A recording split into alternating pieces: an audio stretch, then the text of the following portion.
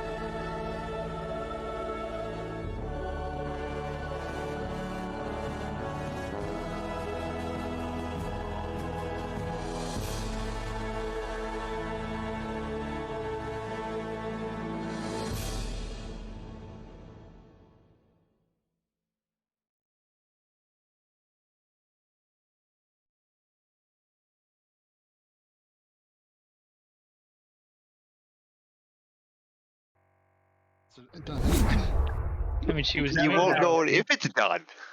I'm gonna have to fix that button. I broke a button on my Stream Deck. Oh no. No, I just changed the name of a file on Roll20, and now I push a button on my Stream Deck and it's like, what scene? That scene doesn't exist. I have no idea what you're talking about. Me neither. I've never seen it before. But why you can't have nice things? This is why we can't have nice things. As point of record keeping, this is a 3-threat game, so I get 3 threat per player, because you guys are in it deep. Wait, 3 threat on top of the 18 that's already sitting there? Nope, I start with the 18 instead of 12. Normally I start with 2 threat per player. Today you're in a perilous situation, so you get 3 threat per player. Which is about? Yeah, it's an optional rule. I was gonna say, what was that about being sparing with the threat this session? Oh, hey, we get one more because chat just bought another one. Chat. Do it again. Do it again. There's a cooldown on it. Can they purchase momentum for us? They can. It's the I same think price. Chat? No, I do that. Don't, Only don't threat. ask them to push momentum until Vera gets her first scene. until we get the bonus Momentum, only from threat. Vera. I can, but I don't wanna. As long as Uh, you've just been the threat on Fox. So are we starting on the Gungnir or on the Sleipnir? We are going to recap really quickly. Last week, in the aftermath of Miss Wren being kidnapped right underneath the Gungnir's nose, straight out of the Gungnir's brig, we found out that forces as of supposed intelligence agencies of Section 31 persuasion and are interested in Miss Wren. And we also followed their trail deeper and deeper into the New Frontier, and we follow them to previously uncharted star system FFN 872. And as the Gungnir was picking up the pieces, is the Sleipnir crewed by Commander Sorrel, Lieutenant Vera, and Lieutenant Fox went out ahead and as a vanguard mission to scout ahead and find out where they were taking her. And they found 3 Romulan warbirds, scale 6 Moret class, and 2 scale 3 Develop classes is hanging out in the star system for mysterious and nefarious purposes. But before they can get any scouting done, the Sleipnir was pinned in the Oort cloud by one of the Develop classes, is carpet bombing in the region, hoping to get them.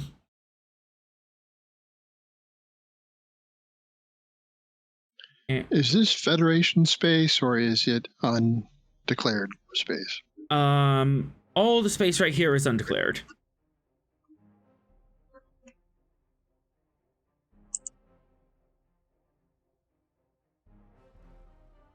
But we open up on the Sleipnir.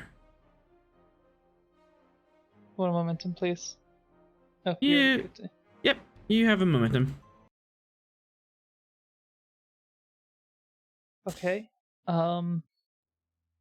You have been pinned down for about 6 hours.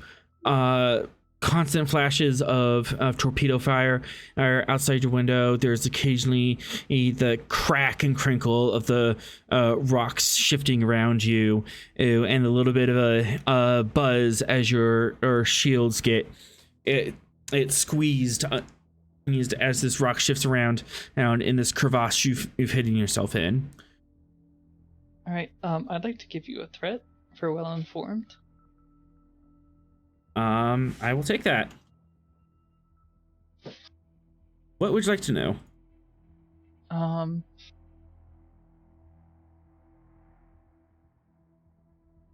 would like to know, if I can get an idea of any of the captains of the ships we're encountering right now, like names or anything.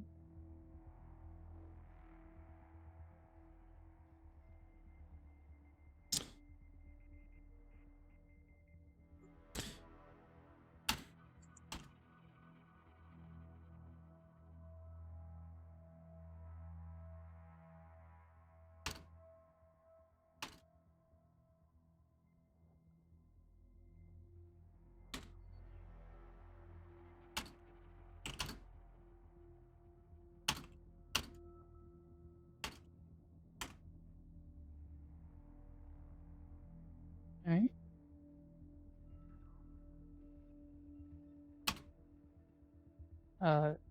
Second question.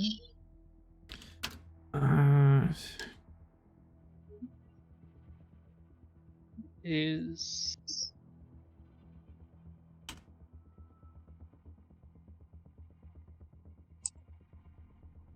what's the prefix for Romulan and warbirds? This is like RWS,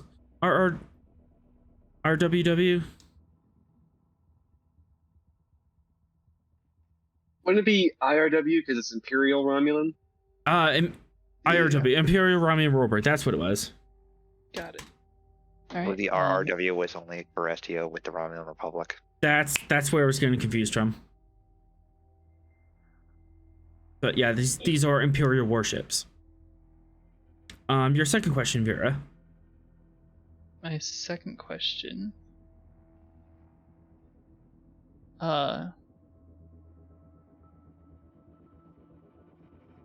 Do I know any, we'll call them,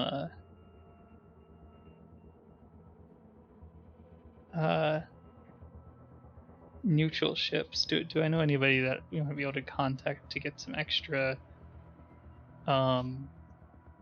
firepower for a price? Think that might be, like, close by? Neutral ships, so we're talking mercenaries? Yeah, mercenaries.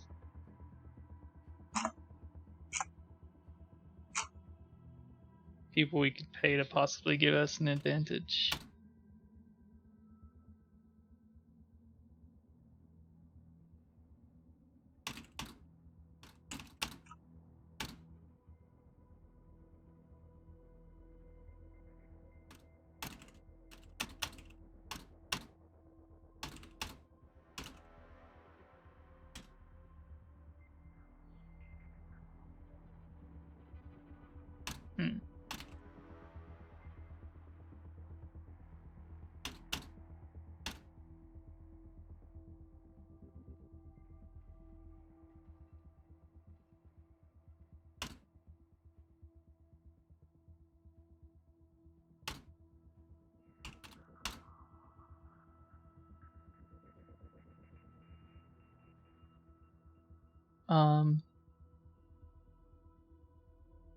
Okay, Commander. Two things. First of all, I think I've heard that one. That one's the Centaurum, I think.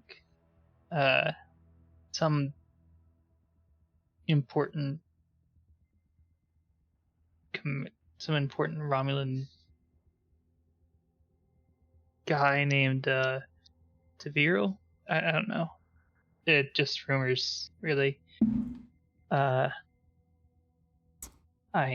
might be able to get us a little bit of assistance if we, pay up, but they probably wouldn't go into anything directly, just like harry them and get some attention off of our back. I'm not 100% on that, and we might not be able to pay enough for that, but there are options.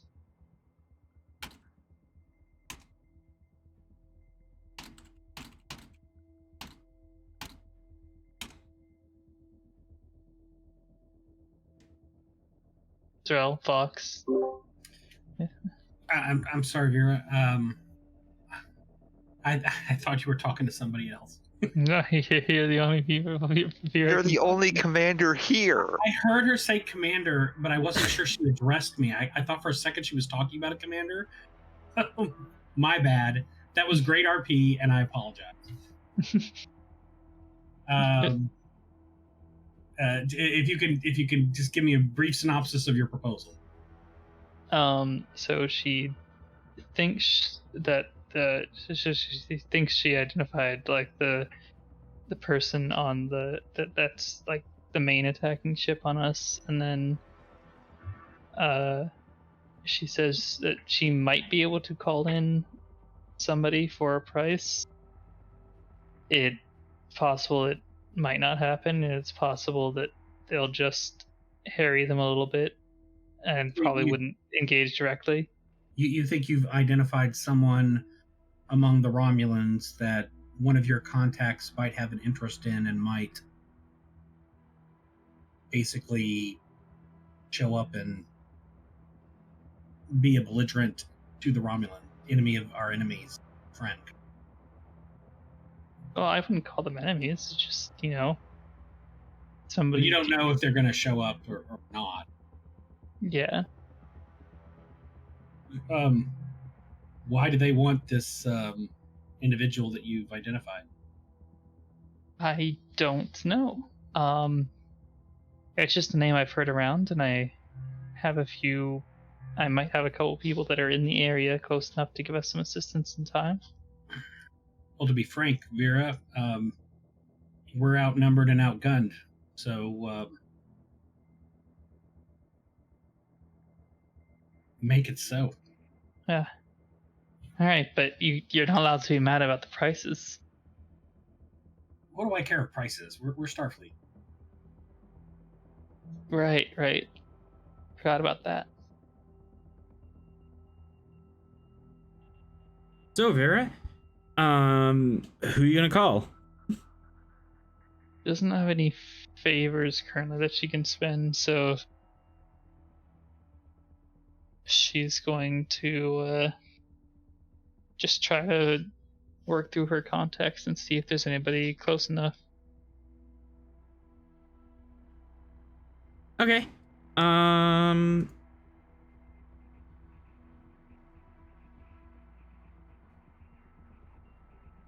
Presence, con, or command.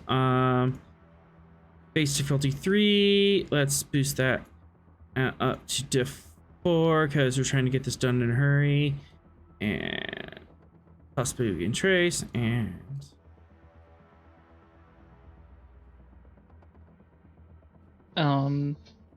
presence con diff 4, complication 3, communications plus con can assist, and Sorrel, you can assist if you feel like it.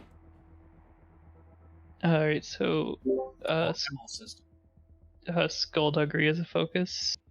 Mm-hmm. I'll give you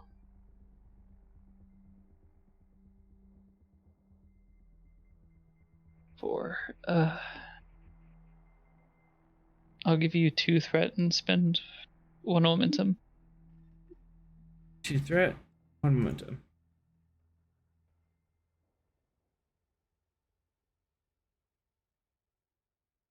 Sorry, that was an accidental roll. I'll roll the appropriate.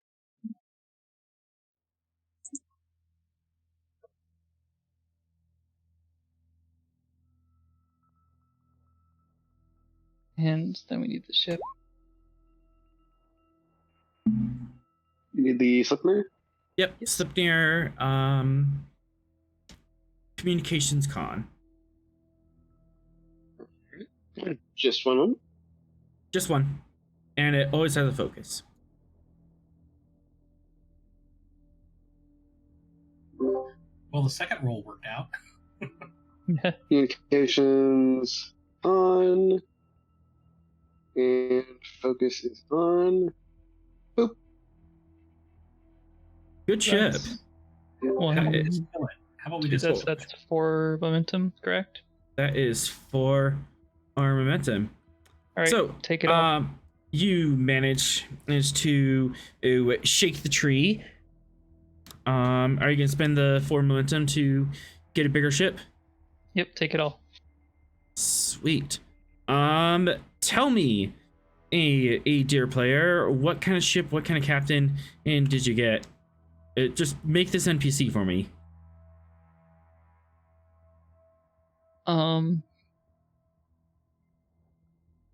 Let's go with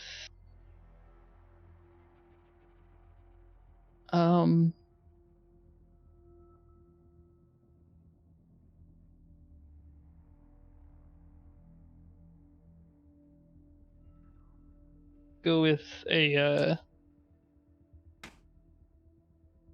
sort of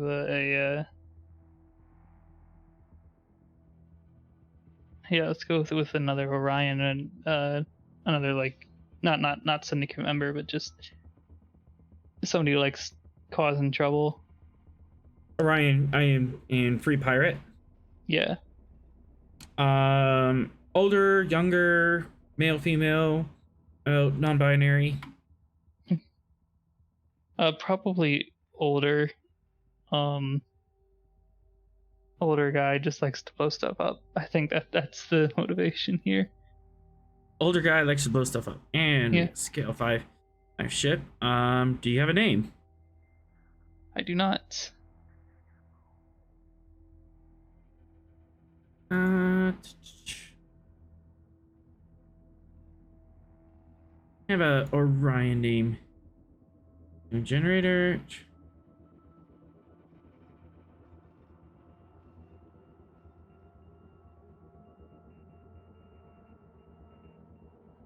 Oh, it didn't save the rollable tables.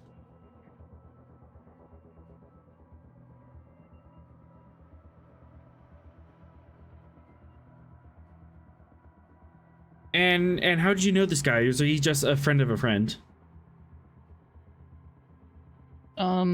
Probably just through, like, you know, when you're doing quote unquote treasure hunting, you meet others that are, you know, flying around doing similar things. I think maybe knows it through her connections with her former ship before leaving with the Hulk and everything.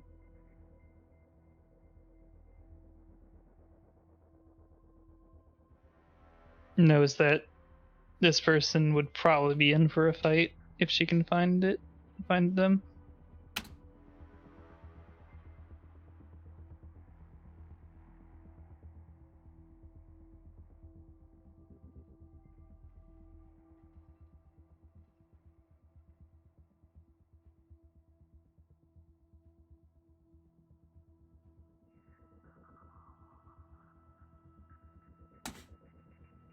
All right. I'm going through your chains. Ains, you managed to scare up Captain Razim of the SS Dam Spanner. Older gentleman, and he's been around for ages, but you ran into him years ago under kind of a friendly misunderstanding. Both of you were going after the same treasure. Both of you pointed guns at each other. But then the police came and both of you fought the police off together and helped each other escape. So friendly rivalry is a good way to put it. But in general, his heart's in the right place. Mm-hmm. And yeah, he has a good old fashioned scale 5 ship, and he's willing to ruffle some Romulan in feathers in exchange for some latinum.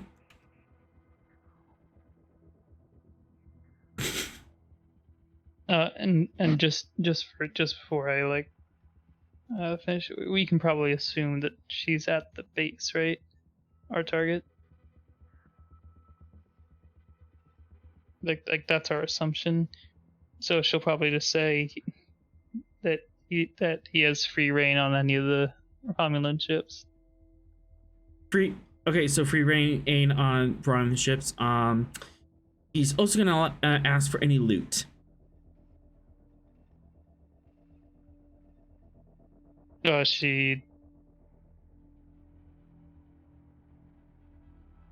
She'll look back at Cyril for a second.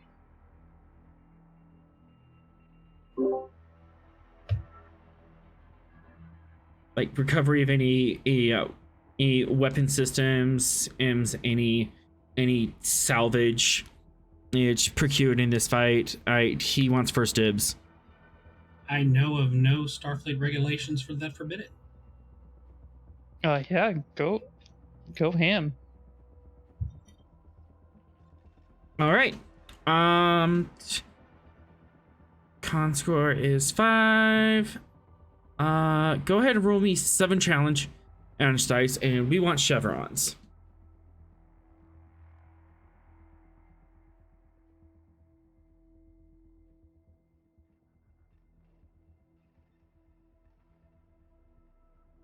Nice. They'll be here within 3 hours. All right. They should probably be here a little bit before they should probably be here and give us time before the Gungnir shows up. We just gotta stick around for a couple more hours.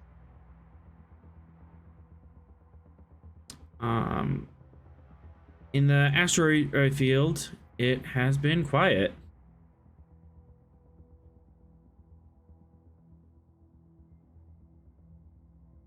Oh, I don't like quiet. They're trying to get you to move.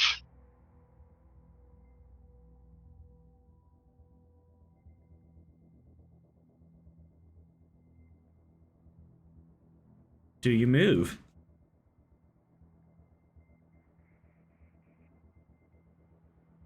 Sorry, I'll be right back. Somebody's at the door. All right. Sorrel, do you order the ship to move, or are you just gonna sit tight?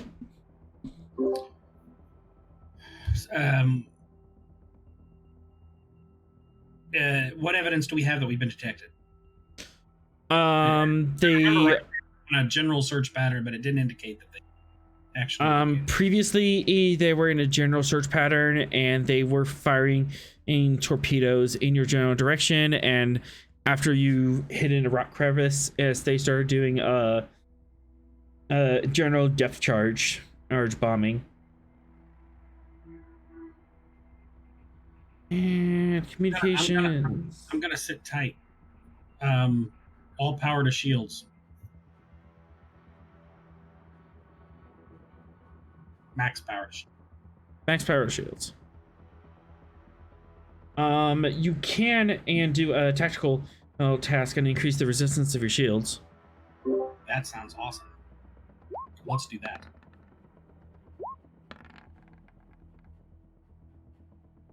Woohoo! And that sounds up, Mr. Fox. Yeah.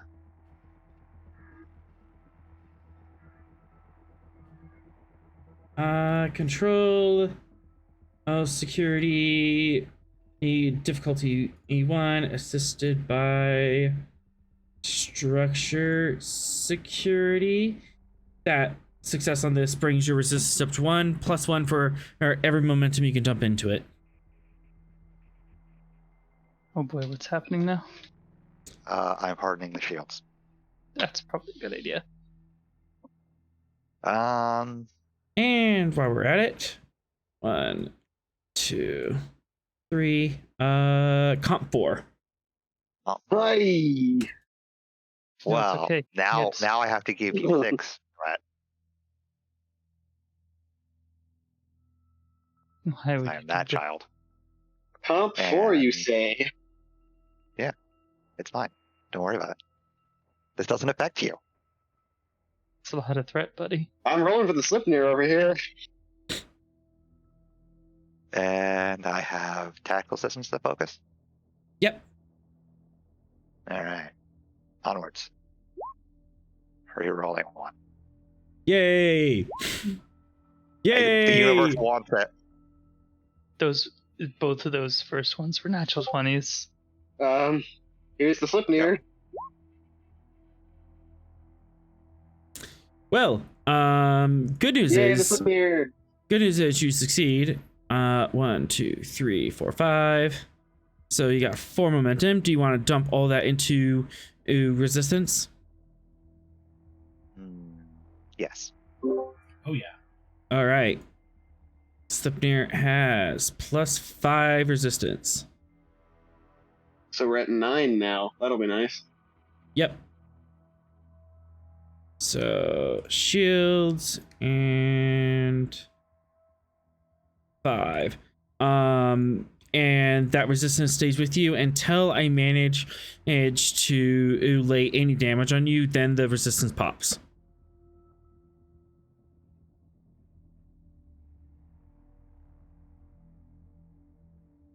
But we have 2 complications. Do you want to do anything with that? I already gave the momentum to the resistance. We have no way to pop it. Excellent. Well, I'm just gonna be paying 2 for now. But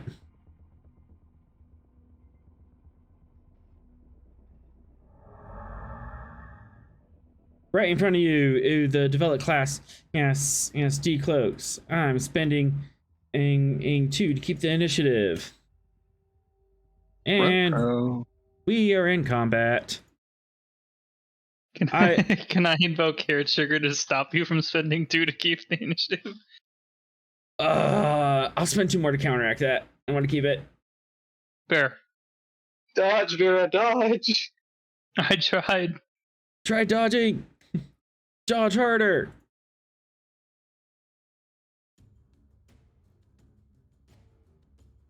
All right, my threats went all over the place here. Do.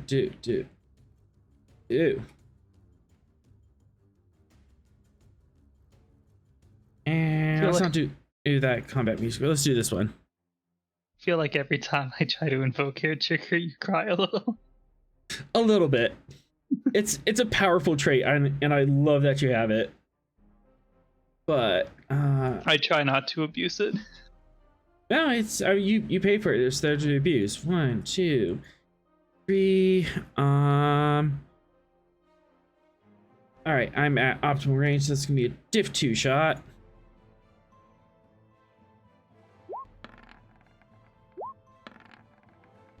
As she just decloaks and fires on you.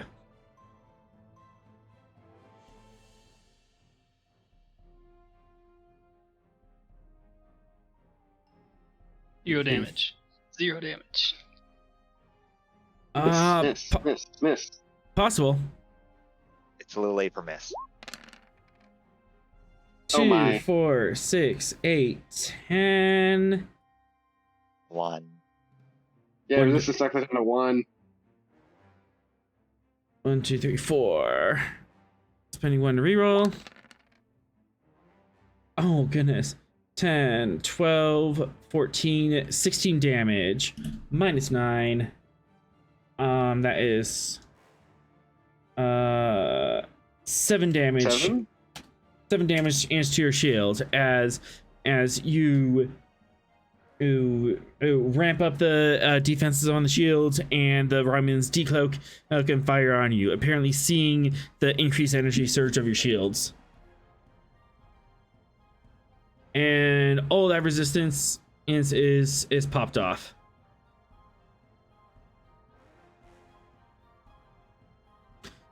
And now I get to roll a damage system. The sensors on the Slipnir air take a breach as the destructive banks shear off the front of the Slipnir and take out one of the sensor arrays. Not the sensors. Not the sensors. It is now player's turn. You've been had. Evasive maneuvers. Vera. How far out is that back up? 3 hours. 3 hours. Who knows how long the Gungnir is? Wait, how many minutes? 3 hours. 3 minutes, right? No, that's still hours. But see, hours can be minutes, right? Okay. We're doing coded, right? Is that what we were doing? No. 180 minutes throw. No, hours can just seem like days, so it's 3 hours. So it's gonna be 3 days to get here. Yes. I know. But yeah, it's Slipnir's turn. What are you guys doing? Remind me real quick. How far does the warp action go? You can do one zone per power you dump into it. Okay.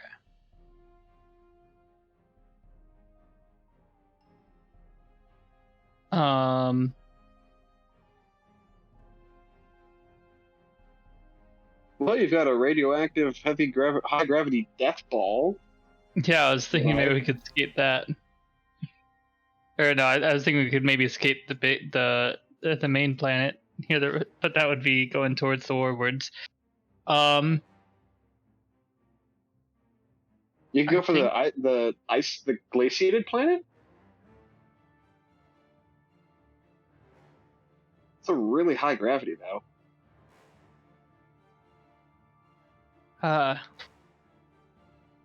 Commander, asteroid belt, or try to break for one of the planets?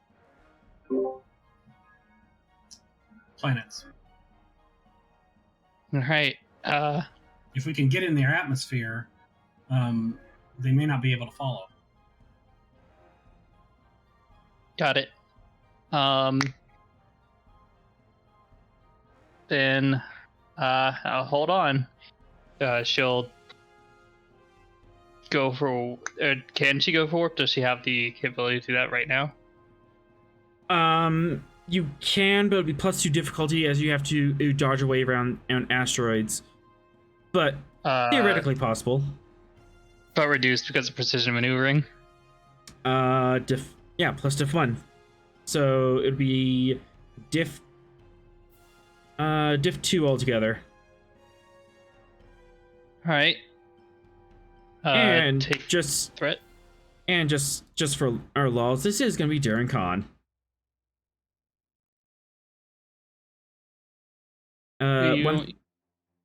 One threat? Just one threat. Sweet.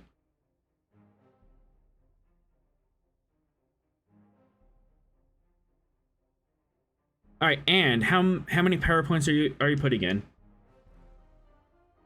It's one power per zone. You have 7 to play with. You can theoretically dump all power. You just will not be able to fire phases until you regenerate power, which is a task someone on a ship can do. 7 only gets us to here, it looks like. 6, 7. Yeah, that'll get you our edge here. Or 1, 2, 4, 5, 6, 7. You can get closer to the. You get closer to the geo inactive one, the Class D planet. Yeah, that's Oh, radioactive death ball. All right, so we're going to Class C down here. Hold on. Let's see. We have the improved warp drive, so we might be able to save some of the power. Yep. So if you're gonna spend 7 power, go ahead and roll 7 challenge dice. Sorry, I'm trying to make sure I have all the information. It's just the farthest we've had to take it for a while. Hold precision.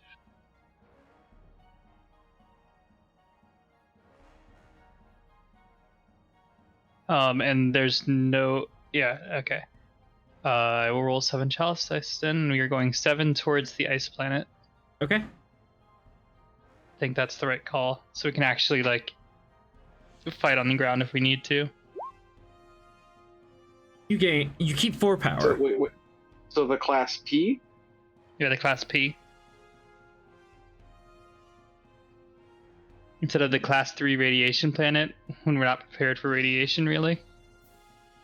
Alright, Class P it is. The gravity's a little higher, but it's within tolerance range, and you can adapt to that. The big planet is going to be +1 difficulty to get around, but the Class P, you can walk around in a little bit. It's not going to be increased difficulty walking.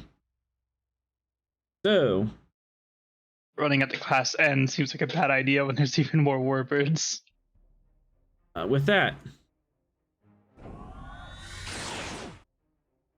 you jump to warp, and I don't have to warp in animation here.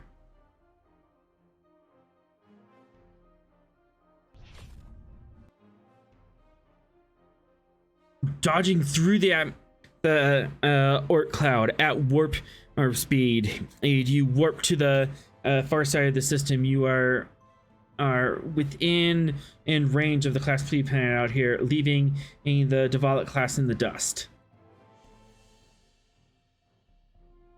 All right. And long range is how long? 3. Okay, perfect. Spend the 2 momentum I got from that roll to keep to Swift Task. Okay. And impulse to the planet. Because that's all within right. 3. Yep. One power. So 1, 2, and 3. As you warp in as far as you can safely take it, and you take the Slipnir into the atmosphere of this as Class P. a glaciated world. The blue orb fills your area of view screen, and as you approach, does anyone care to keep the initiative? I mean, I would like to, but how? That would be threat. We would have to spin threat. Yeah, Two threat. Two threat. I'm gonna spend it. Yeah. Two threat. As all this is happening, what are you up to?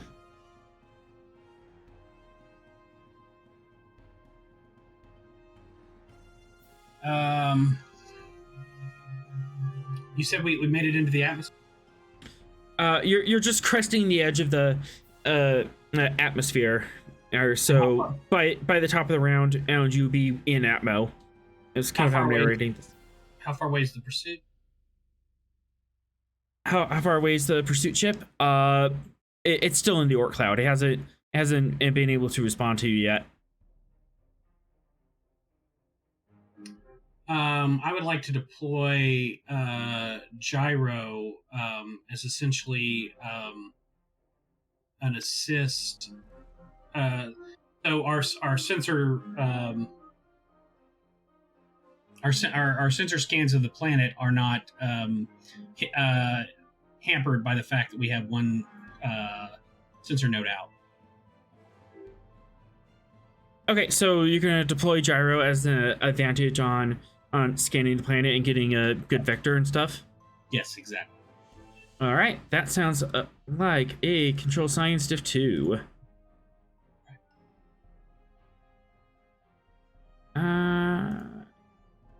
Yeah, sensors. You will have to spend a minor action to switch to backup sensors since they've been impacted.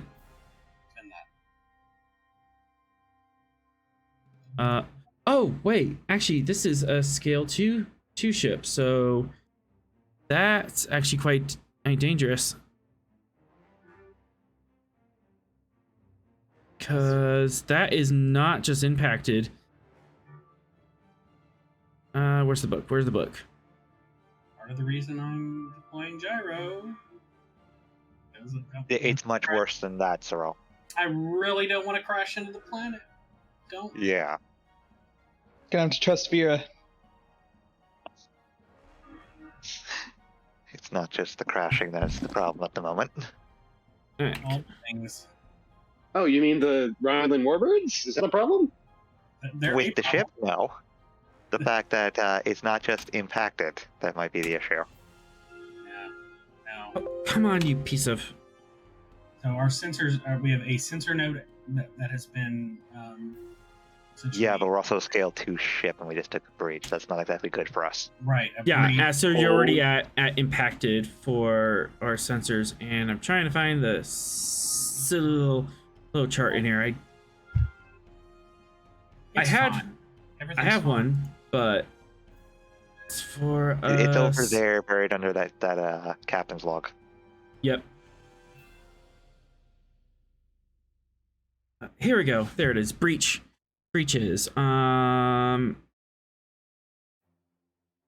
You are at half. Your sensors are damaged. Which I think we have 2 sensor nodes. So isn't that kind of what you already said? Yeah. Okay. Each system can take up to 2 breaches. Okay. So, sensors are damaged. All tasks involving the sensors an increased difficulty of 2. And so then I'm hoping to apply gyro to reduce that increase. Yep. That would help counteract this. Difficulty to repair is 3. Gotcha. But as of this point, it is going to be difficulty 4, or to deploy him. To deploy gyro, or to just to deploy gyro as you're trying to fight the sensor system that is already glitching out. Gotcha. Okay, that's fair. We have no momentum, so I guess I will be spinning all this in threat. And I have not done a sensor task, so fortunately, testing a theory will not come today. Before I make the roll, let me just briefly scan my metal. If there's anything I want to bring into play here.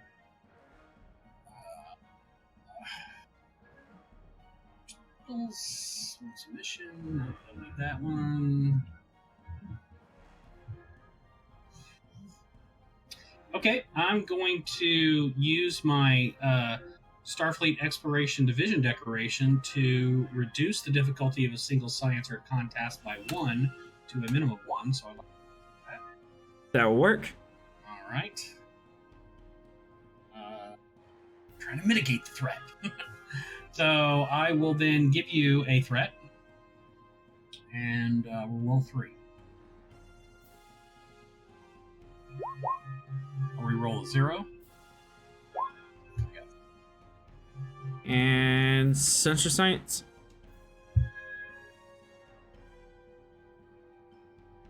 Whoever has the slip there. Yeah, Trauma's doing it. Yeah, I got it. He said sensor science. Right. Here we go. Regular comp. Fixing that. Boop. Yeah. How about a momentum? Good little ship. We also, I don't know. This is to deploy gyro, so I don't know if we get the bonus momentum. You do get the bonus momentum at this time. Okay. So I will spend that bonus momentum to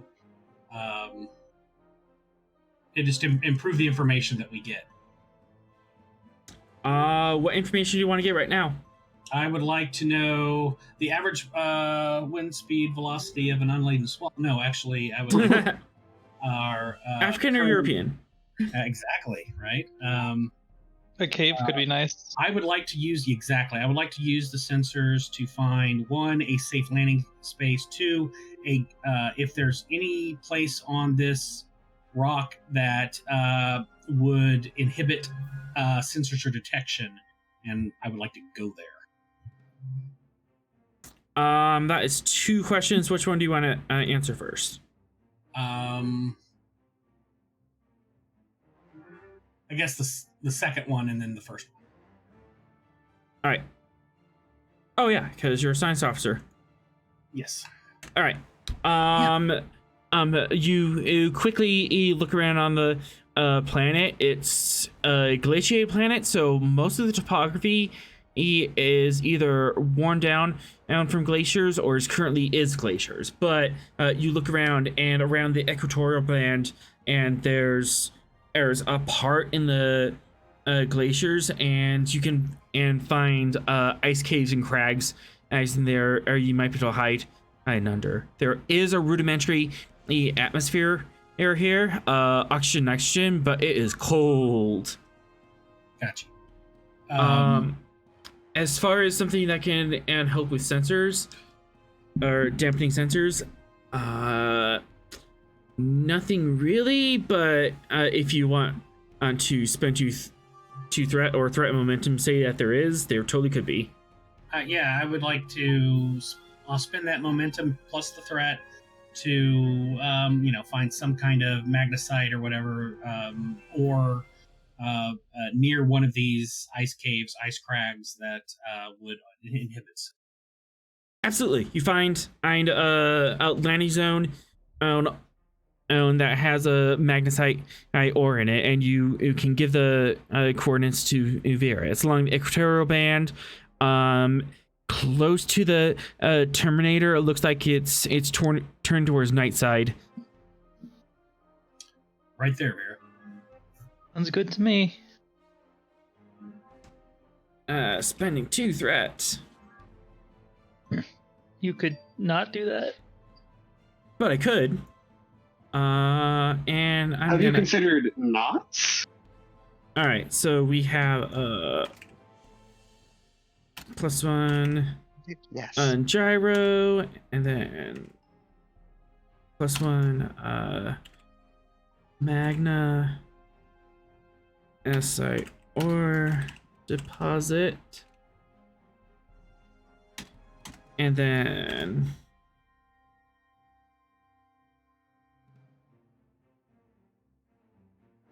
just adding all the traits onto the screen, so I'm playing fair. But, do you want to swift task? Because that was all one task.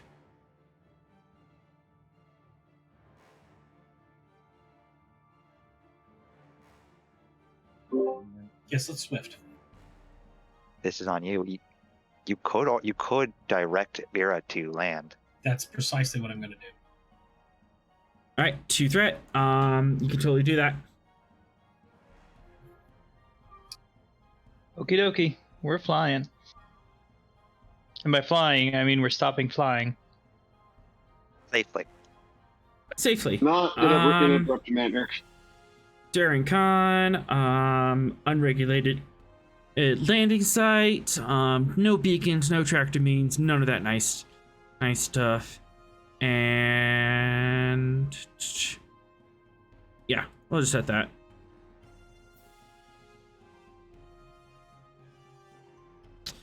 Darren Khan, Div 2, assisted by Engines Khan. On Sorel, you can assist with your presence command.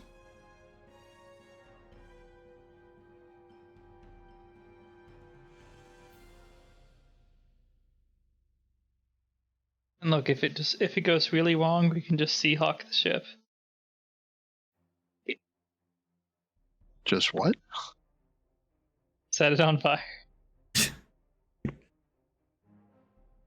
With or Oh, without there's- us in it. There's plenty of letters left in the alphabet, right? Yes. Yes, as you're able to bring the Slipnir air down, you're buffeting through the atmosphere. The red glow whooshes over the nose of the ship, and you're sitting there rocking for a couple minutes, hoping that no one's following you. Sensors are blind, communications are blind. You're just sitting and waiting in the hell jump. Finally, the fire breaks, makes you punch through the troposphere, and you're gliding along this planet. It is cold and desolate. A smooth blue ball of ice and craggy rock. There's not any vegetation or any signs of wildlife that you can see here. Or you cruise down towards the equatorial band. Their glaciers are almost meeting each other. They're about 4 miles apart. So as you glide down, there's a white line on one horizon, a white line on the other horizon next to you, and you zoom down towards one. You get to the edge of this glacier, huge mile-high glaciers that have been scraping across this planet and for eons, slowly eating away at it. And at the bottom, underneath, there's crags and caves and little freshwater streams of glaciated melt off feeding into the bottom of this giant canyon. You swoop the Slipnir air down, turn her around, and set her down right into this cave, right on top of the magnesite deposit. Unfortunately, your sensors also get it glitz out, but Gyro's hoping to compensate for that in orbit. And you wait. What am I doing? What's this develop class gonna do? I do have the power to jump over there, but I don't wanna.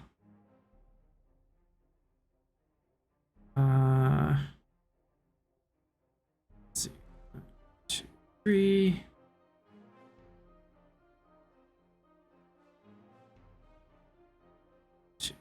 Me.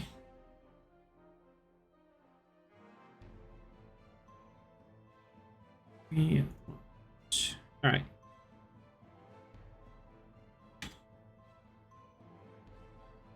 Spends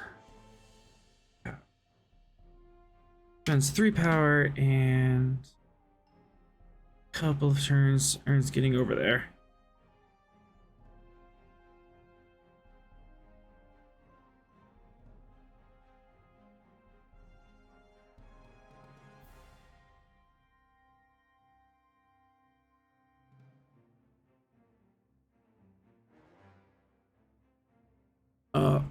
All right.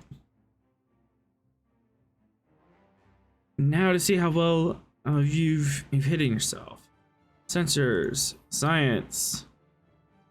I know there's an enemy a ship here.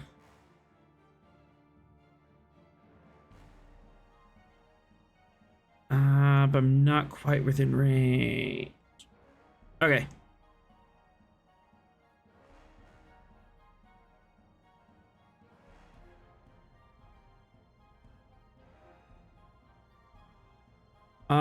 That is their turn. They just spend their turn and walking over to you guys. From the surface of the planet, you don't see anything happening. Fox, you're the last one that can act. Yeah. Not much I can do tactically, but I can at least start working on getting our sensors back up to full. Or regenerating our power. That too. Short term, I think the sensors might be a bit more important.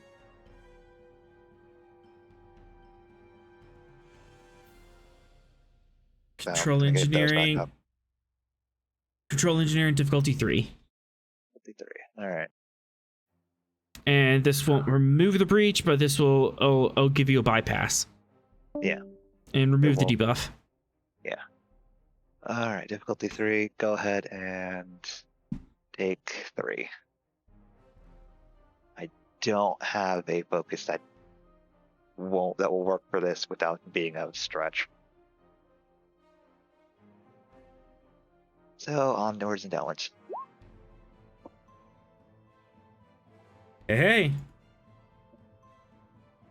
Fox, you manage to dive underneath the console, and you're splicing wires and moving isolinear chips, and slowly the sensor array comes back online.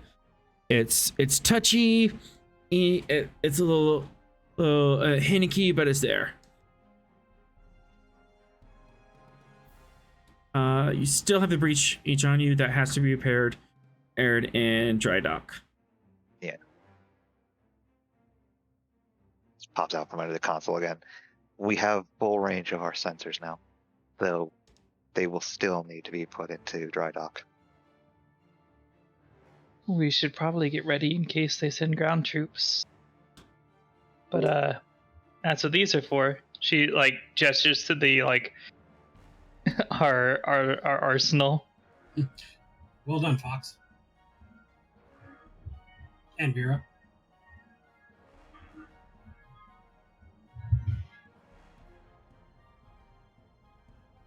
Yeah. Hopefully things are going all right back on the ship. Or at least better than here. Well, surely they couldn't be having a worse time.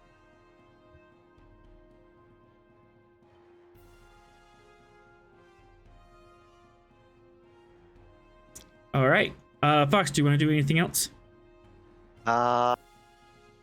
Yeah, let's go with a Swift to get the power back up. All right, 2 threat or 2 momentum? Let's go with the momentum. All right, and I kind of forgot how this one goes. I think it's just control engineering diff 2. What's the table?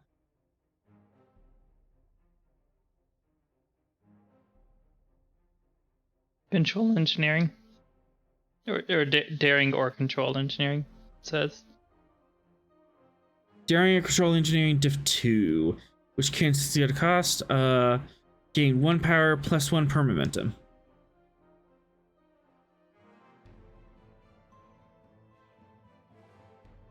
Yeah, let's go with the 3 spend for threat again. All right, rolling 4 dice. And downwards.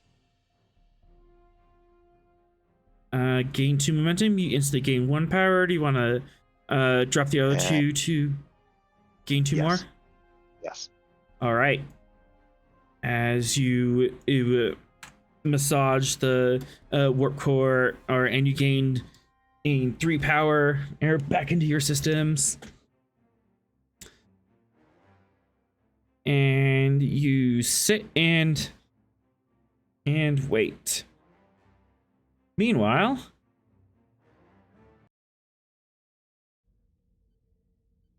back on the Gungnir.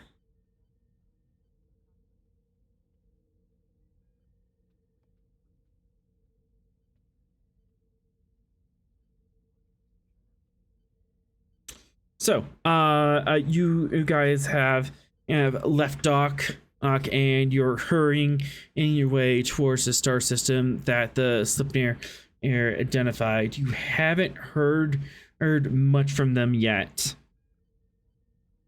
Rust, what speed are you going?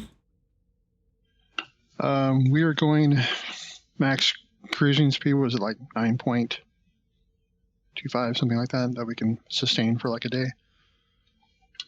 9.2 you can, and sustain 9.8 for 12 hours is our max speed. Yeah, but you can do 9.2 sustain for a long time. Might be able to ease some more off that. But the Sleipnir has about like an 18-hour head start on you. All right, so we'll go in the max cruising speed we can maintain for 18 hours. All right. I'll significantly shorten up the time to dramatically appropriate. And we have not received anything from them yet? Not yet, but about 6 hours in, you do receive a transmission. But there's issues with it.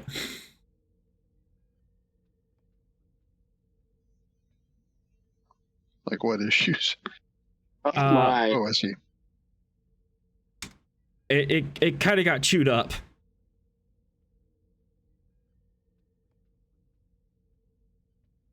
Well, we can make 2 Class 3, 1 Class 6 Tal Shiar ships hiding in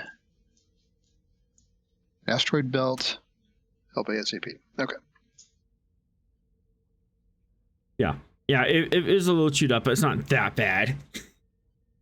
I get the gist of it. You get the gist of it. Yeah, it appears to be some sort of distress signal that it was a little bit jarbled up. It looks like someone attempted to suppress communications, but at least half the message got through. And yeah, a little bit of deduction, you're able to figure out what's going on. Okay. Were there any assets at DS-17 besides us? There was the Defiant class USS Ranger, but they've been pulled to another task. Of course they have. Of course they have. And nobody else in the immediate area? No other Starfleet assets. The 10 fleet ships are spread far and wide. Who knows what they're up to? Alrighty then. Let's see. All right, we'll continue on at our best possible speed there until we get to the system that they're in. Here's the fun part. You can keep going at your best possible speed. However, as Scotty put it, engineers are always a bit conservative on paper. If you want to risk it for the biscuit, you can push your engines harder, and you might be able to shave some time off. All right, Trump, can we push it harder? Can you squeeze any more warps out of her? I could bump that number up a few decimal points. I think they're in trouble, so I think we need to get there as quick as we can. All available speed. Aye, Captain.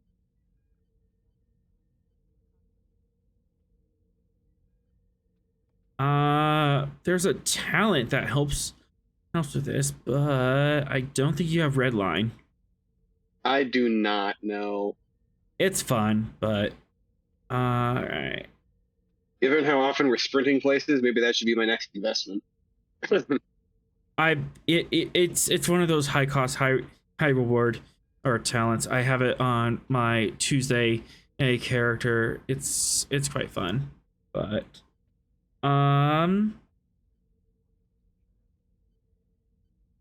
yeah. On a scale of 1 to 5, how hard are you gonna push it? The harder you push it, the more difficult it's gonna be, but also high risk, high reward. Screw it, let's go for a 5. Screw it. Yeah, going for 5. If we blow up, we blow up. Captain said all available speed, so here we are. Oh, complication 5. You didn't mention the complication range goes up by that. That's 2.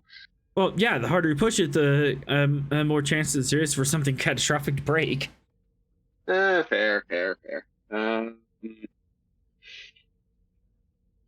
it appears Dr. Kai is busy in the sick bay, either dealing with self or for dealing with others.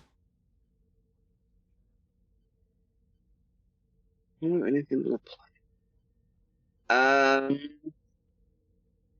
Right tool for the right job. What tool are you using? Let's see, to manage A wrench. Well, when it comes to managing systems, I'm looking at like power flow and overloads, right? Like that's the main thing I'm keeping an eye on. Yeah, you're basically pushing plasma all more faster through the warp coils. Okay, so like normally there's like a computer readout that gives me this, right? Like on the main computer, there's like all the stats that are listed. Yeah. In this case, I'm using the 24th century equivalent of a voltometer and hooking it straight into the main EPS conduit, so I have like the fastest available like power fluctuation readings I can get. You're going to be monitoring. You do have 2 warp nacelles, so there's like one on either side of the engineering. But yeah, you can get voltometers to monitor that. Mm-hmm. All right. So that is one advantage, and you get one more. How do you want to apply those? Let's lower the complication down to 3. 3. I'm not letting you get any complications and potentially blowing up the warp drive. You can still complicate Spectacular complication as that may 3. be. Do you want any assistance from your engineering team? Absolutely. All right. You do have an engineering team on hand. They'll definitely be helping you with this. Perfect. What bonus does that apply? It's another advantage. Basically, while you're on the ship brilliant. as chief engineer, you have an engineering team. You can snap your finger, and a bunch of yellow shirts show up to do your bidding. Brilliant. Let's lower the comp down to 2. All right. And In game, I guess it'd be I just post 2 crewmen to be constantly like one at each voltometer, and they're like constantly giving me updates. Excellent. All right. Narratively, Captain, what's our alert status?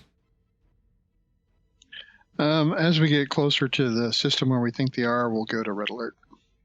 All right. All right, and I would like to buy all the dice. Just can go straight to 5. Straight to 5.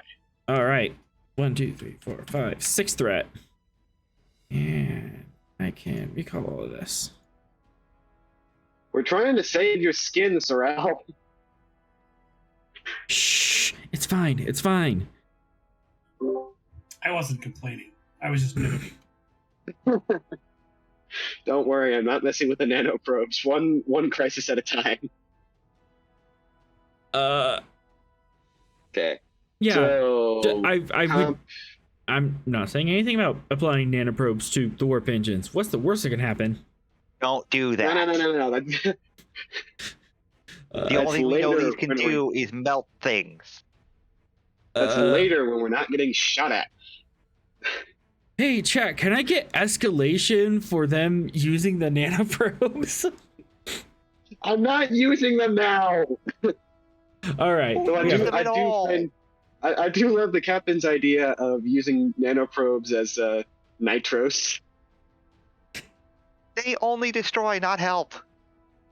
Don't worry, that's where we're going to go with the plan where we activate everybody else's nanoprobe. All right. Yeah, I've Anyway. got a focus in nanoprobes. You don't know what you're talking about. Yeah, let's see. We got. All right, we so have I 5 do have a days. focus in. I do have a focus in warp drives and in electroplasma systems. So I do have a focus that applies. So yes, All right. focus. Comp 2, rolling 5 dice. Before you roll, you can activate a supporting character here to help out. The more you activate supporting characters, the better they get. And That's pretty also, good. Ross, you can assist with a presence command should you wish. I wish. All right. Yeah, let's have the second in command in engineering helping me with this. All right. Sorrel, can you grab left and also add something to a sheet?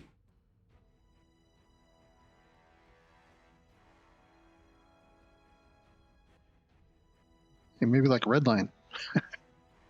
I mean, you could. Ooh. Does that take effect if he's supporting though? Like would he have to be the main one on the roll? He'll have to be the main one on the roll. And basically what red line does is you make a check X, and if you make check X, any roll that involves that system generates X momentum anytime you do roll all assisting that, but it also increases comp range by X. Oh my. So high risk, high reward, but if you can and hit it, you can have +5 momentum anytime you use the engines.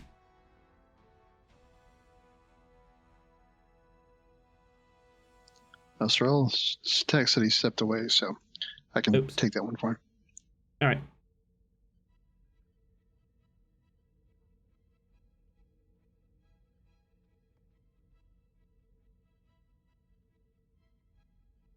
Okay, and it's daring engineering? Yep. Man, I need to up my daring a little bit more. Okay, here we go. Oh, well done. All right. There's Lef. Yay, left, and then the command assisty thing. And then the ship. Come on, ship. Comp. Aw. Oh, okay, good. All right, 2, 3, 4, 5, 6, 7. On a diff 5, you generate 2 momentum. She is running. She's running hot. She's running fast. But you can easily shave. Comp 5. Yeah, you can shave 3 hours off your time.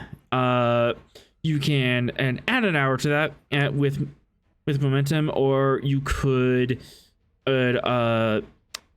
use the momentum to create an advantage that maybe you won't blow up. I like the not blowing up. Well, we have 2 momentum, right? So can I Yep. spend 1 on each? It's 2 momentum for an advantage.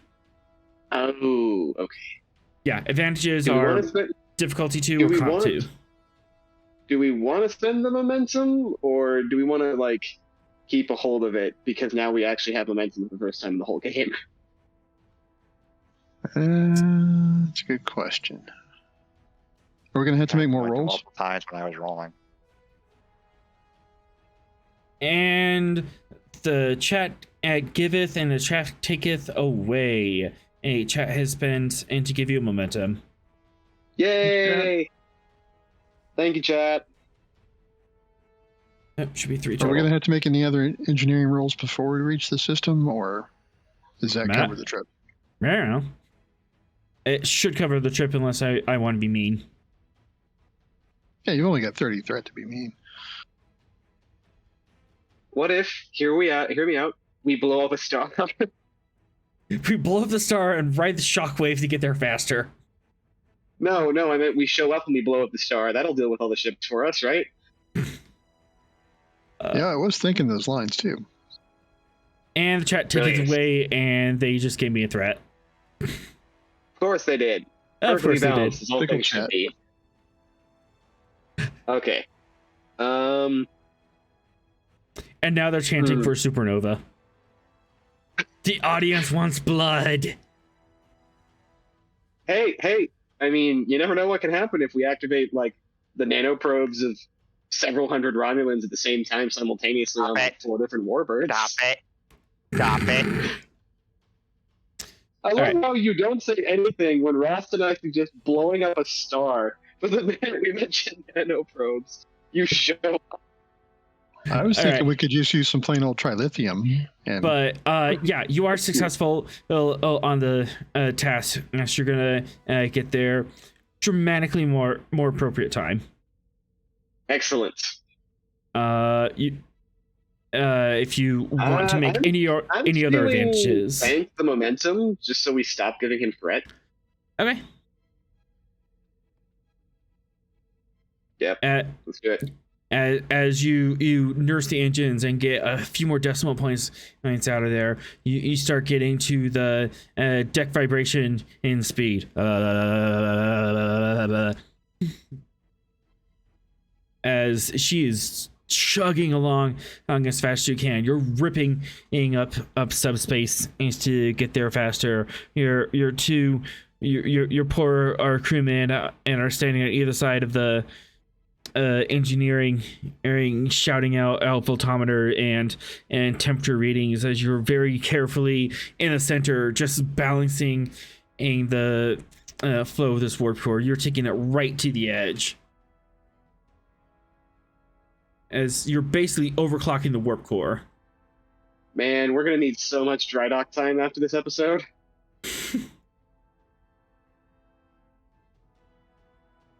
All right, Captain, what else you got? Say, how much trouble would it be a Trom to create a trilithium warhead? No. Hey, this is playing right to your strengths here, author.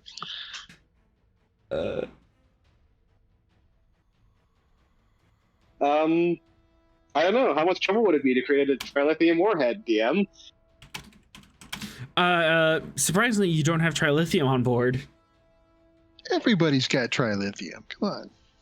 Do we have any tricobalt?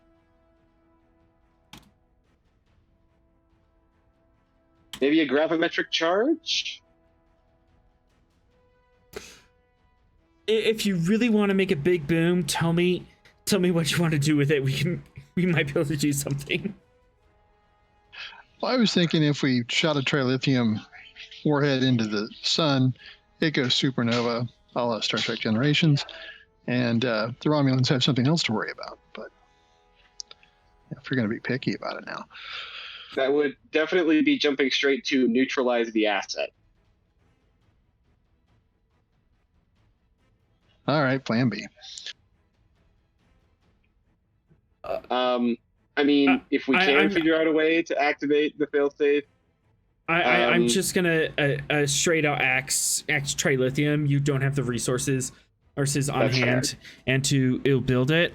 Any other big boom, you might be able to scrap something together with your quantum torpedoes and a bit of engineering. But we're talking like starship-sized big boom. You're not going to be cracking planets as of anything you have on board, unless you want to sacrifice all your torpedoes. Those in one fell swoop. Starship-sized big boom sounds like a good idea, especially when we're fighting a, what was it, scale 6 Romulan warbird? It's just a little bigger than you. You're fine. Yeah, and the 2 3s. And the 2 3s and whatever else you have hiding in the system, author. Shh, it's fine. What you don't know can't hurt you much. I could probably rig up a gravimetric warhead, Captain.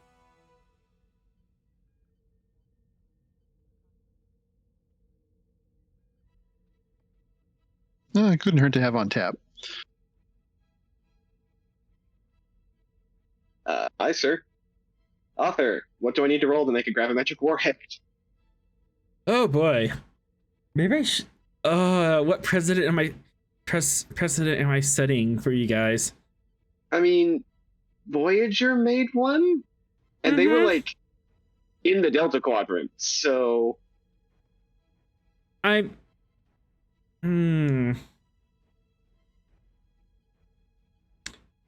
if it helps, it's not going to be a 50 isoton gravimetric warhead. Like, that one was ridiculous. Yeah. The fact that we're still We're discussing not deleting very omega dangerous particles over weaponry here. is very disturbing.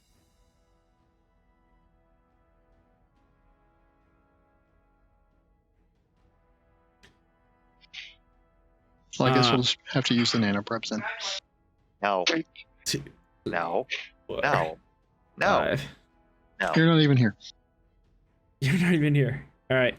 I'm gonna look something up really quick because there was a continuing mission in article on this.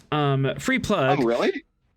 Yeah, they have a article on optional weapons, and free plug continuing missions is a Star Trek Online fan site. They have a lot of different homebrew races, mechanics, and tons of articles on how to run the game.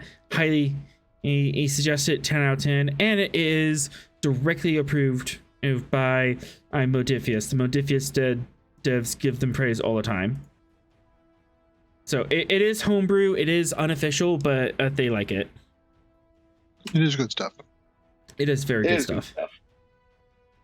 Expanded weapons, and we are making a gravimetric. I'm gonna say this is graviton.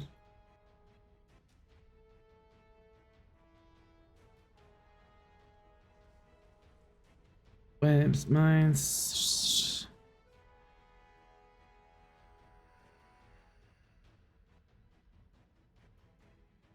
Okay. 1, 2, 3, 4, 5. Control security, difficulty 4, complication 5. You had to actually control security. That's not the worst. I'm sorry, that complication. I must have misheard you. What was that again? Comp 5.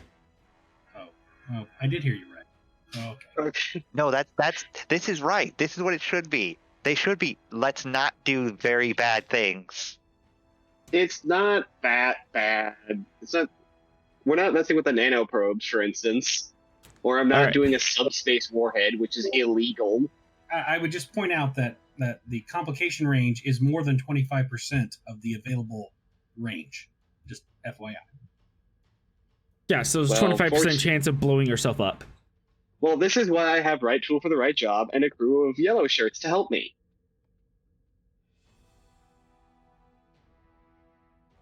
So I'm going to use both of those things.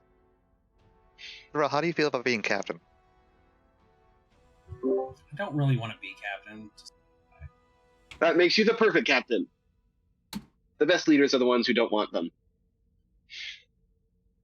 Okay. Yes. Right tool for the right job. Going to say that I have a. Okay, this is going to sound weird, but it makes sense in my head. So, presumably, I'm messing around with some very delicate, potentially volatile things, right? Right. So, you know those, like the giant blacksmith tongs, right? That they used to move around big, like big pieces of heavy metal, or at least just hot metal. Yeah. So that, but it's like it uses like a little mini like tractor field or like graviton field to just like suspend items so they're floating and not in contact with anything. Does that make sense? That makes sense. Okay.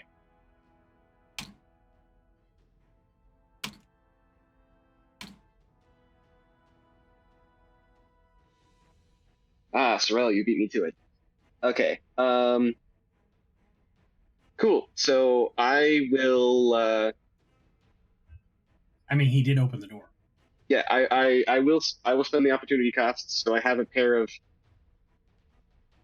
gravimetric tongs, I guess, for lack of a better technical word. So that's two advantage from that, right? Because I get Yep. the additional one. And then also I have the crew of yellow shirts, so that's another advantage. So you have 3 advantages. Okay, lowering the complication down to 2 again. All right, and then Spending threat, bringing that comp back up to 4. how dare you? I want bloody hands. We're about to blow up our. Okay, there. All right.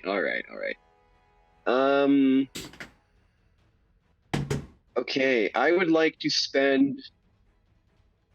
Ooh, actually, I will spend a momentum and the remaining threat that I would need to get 4 dice. Say that again. A momentum and the rest of it threat to get 4 dice. 1 momentum, 2 threat. Aye. Okay. And looking at my focuses, I don't think I actually have anything that applies here. Demolition? I do not have demolitions. I have fixing stuff and single combat, which does not apply No here. wonder the only person that has focuses that apply to this situation is nowhere near this situation.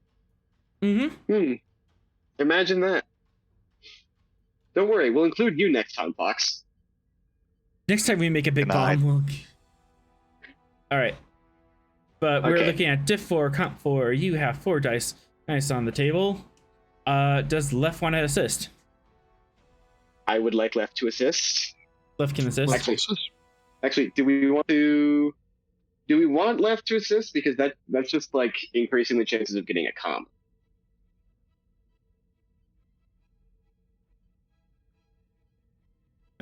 Slight BRB, figure this out. Okay. Do we want left or no? Because with comp 4, what's his control security?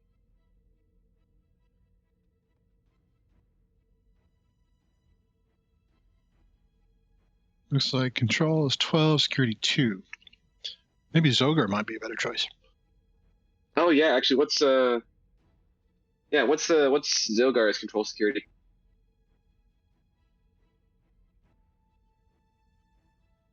$12 and 5.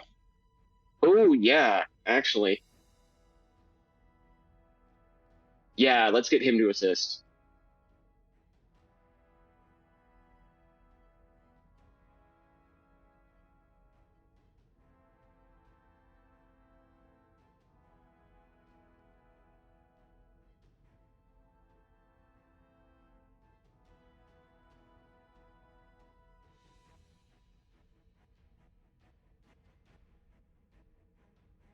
Alright, so we're activating Zogar. Yes, we are. I don't think precision targeting helps with building it. You can. Zilgar can help with firing it, assuming we don't have Fox on board. by the Yes, time we but shoot right the now thing. they're building the bomb, so precision targeting wouldn't help with this situation. Yes.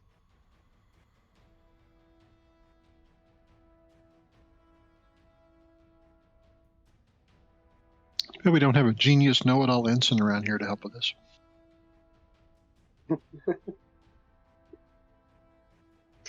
An ensign Have that an really ensign should have been a in. commander by the end of that series. Yeah, exactly.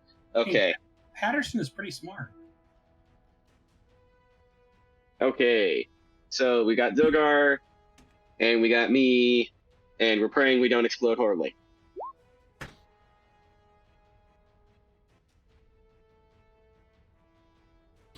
And Zogar roll? Yeah, let's see. Bringing him up here. Oh, wait. Do we need to give Zogar something? Because he's been activated?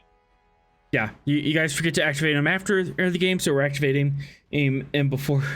Are they a roll now? Yes, okay. Give him something that What's the, helps explosives. What's the comp range here on this one? Comp 4. 4. 4. Because author spent threat. Because he wants to see us explode, apparently.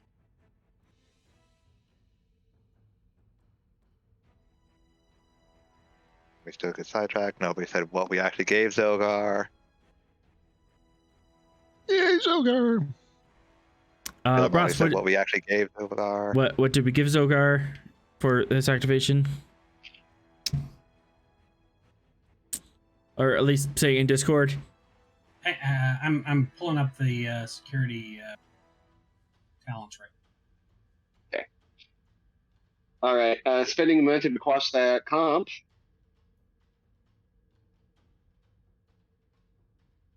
No comp for you. But you do gain a momentum off that. You manage it to make one gravimetric bomb. And I drew up the stats here on the screen. It's going to be a type of torpedo. You have one single shot on it. It's going to be 6 challenge dice plus the Gungnir security. It has calibration, so you have to take a minor action to set up. Destabilization, so if you get effects, it's going to make warp travel that much more difficult. And it has a comp and difficulty range of 1 because this is an improvised weapon. So you're saying it messes up subspace? Temporarily. Basically, it makes what's called a gravimetric rift. So it's like it's just an area of concentrated gravity, which would make warp travel more complicated because it's like, there's a planet back there. Yeah. It messes up for everyone in the scene. Until the scene ends, and then subspace kind of dies down.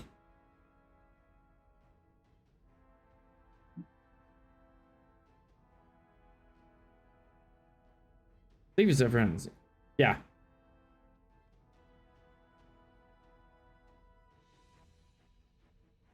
The power cost and difficulty to go to warp increase is +1 for each effect.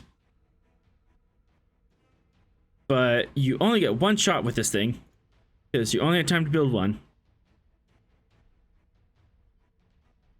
Well, I think we have precision targeting on the guy who will probably be firing it, unless we manage to get the current away team back on board before we have to actually Not fight. firing it. You can have Zogar. Zogar can fire it. And that's not going to be that hard to hit the star with it.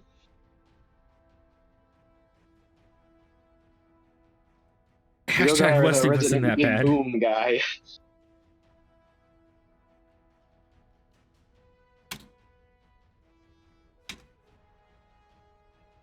All right, and with that, you warp your way in towards the system.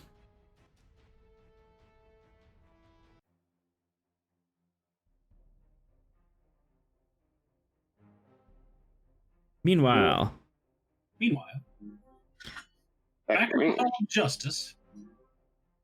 It is a nice planet.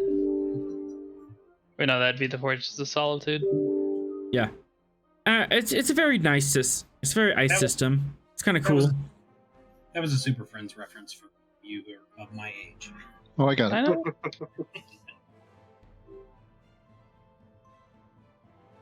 But yeah, you're landed on this planet, and you sit and realize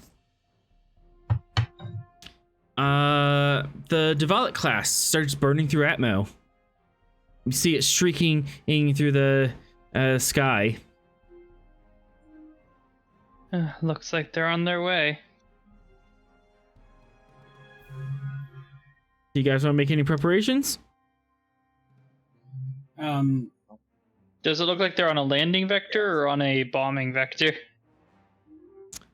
You can eyeball it, or you can use your sensors and try to get an idea. Eyeballing would be insight. It would be reason, and the computers. There's reason and sensors to try to get a hard vector on them. Was Fox successful in repairing the sensors? Yes. Yeah. Then let's use sensors, guys.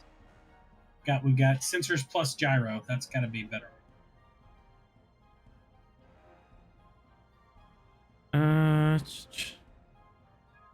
Two sensors, science, and then diff 1 because of gyro give you telemetry. I'm sorry, it's a reason con roll? Yep, to figure out where this thing's flying. Okay.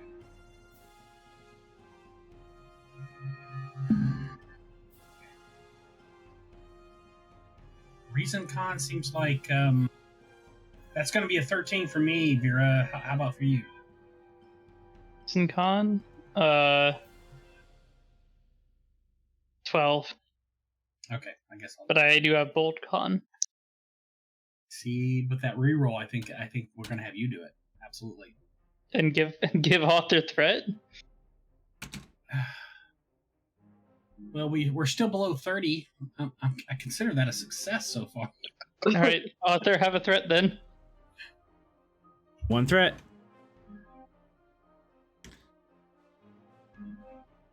You all realize we might be going into combat soon, right? Yes, I do. That 30 will be hit, and then maxed. 40. Mm-hmm. Oh yeah, it's already over. I'm glad we rolled that other die though. And then the Slipnir sensors, here's con. You got that, Atron? Yep. 1 second.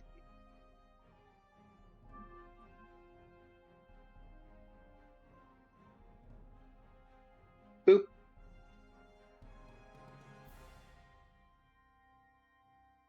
All right. Look, it's helping.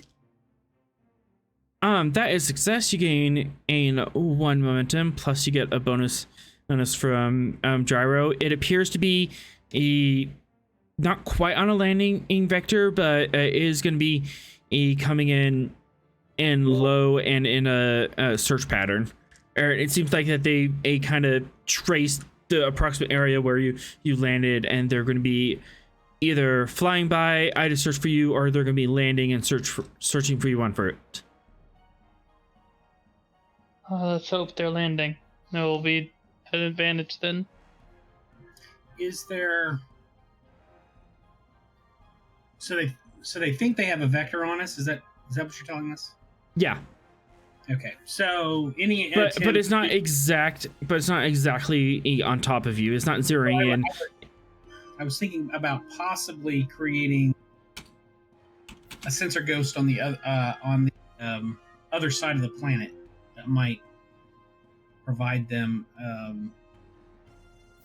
a false signal. Is that within the realm of possibility or not?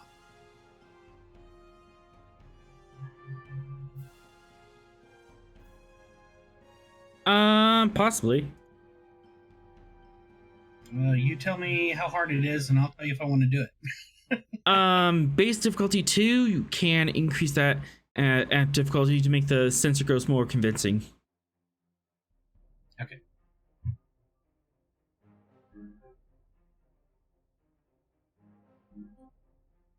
I feel like we want them to come at us if they're doing ground combat. I think that's going to actually happen, Vera, but I would like to delay them, which gives the Gungnir more time to get here. And so the more we can kind of screw up their current plan, I think the better. So I'm going to give you 3 threat for 4 die to set that at 4.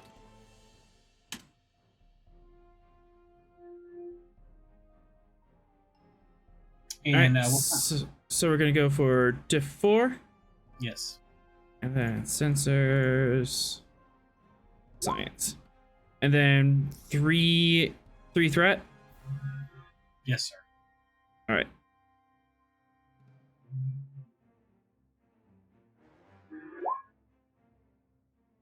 That's how I roll. Literally. Bunch.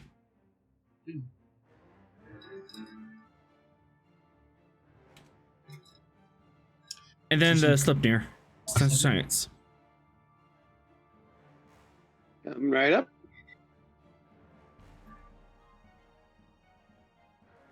The computer wants to work.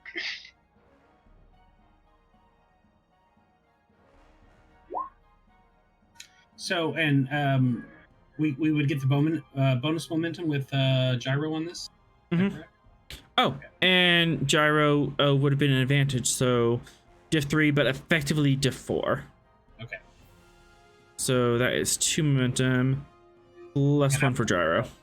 And I would like to spend 2 momentum to create an advantage on the convincingness. How convincing the Sensor Ghost is. Okay. Okay. So, yeah, you have a diff 5 sensor ghosts on the map. You can't quite get it on the other side of the planet, but you can get it on the same hemisphere. Far enough away, as far away as we can. As far away as you can. But yeah, getting to the other side of the planet, you need like another satellite to bounce it off of. Fair enough. I had a token for this. My library. There we go. Eric, unfriendly, and mystery. And this is a diff 5 sensor ghost.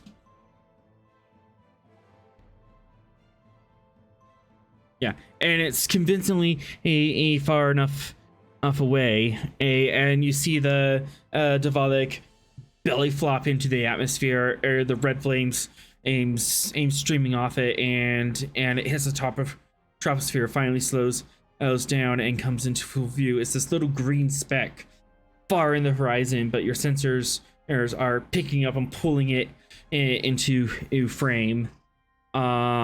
It's circling around, seemingly not convinced on where to go at the moment.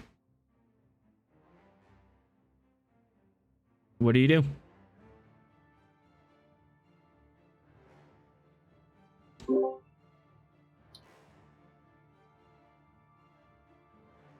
I'm sorry. Was it? Did it seem to be tracking on the ghost or not? It is it's unsure at this moment. You're not quite sure what its behavior is doing. Okay. It's not going either direction. It seems to be in a holding pattern.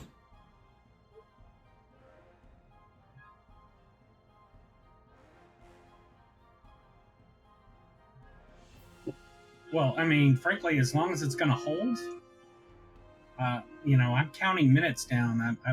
I want time to expire until the Gungnir arrives.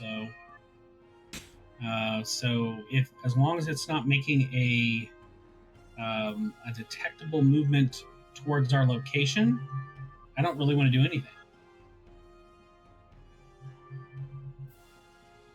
Threat is being spent. You just had to say as long as. 1, 2, 3, 6, 7. I see no danger here. Yep.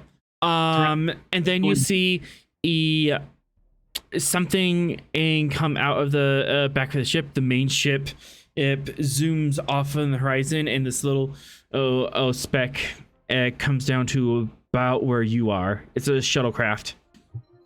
Oh, they've decided to have their cake and eat it too. Of course.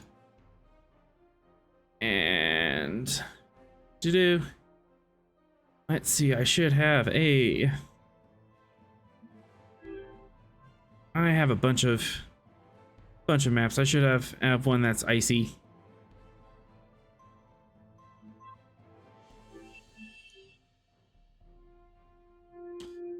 Alien environs. Yes.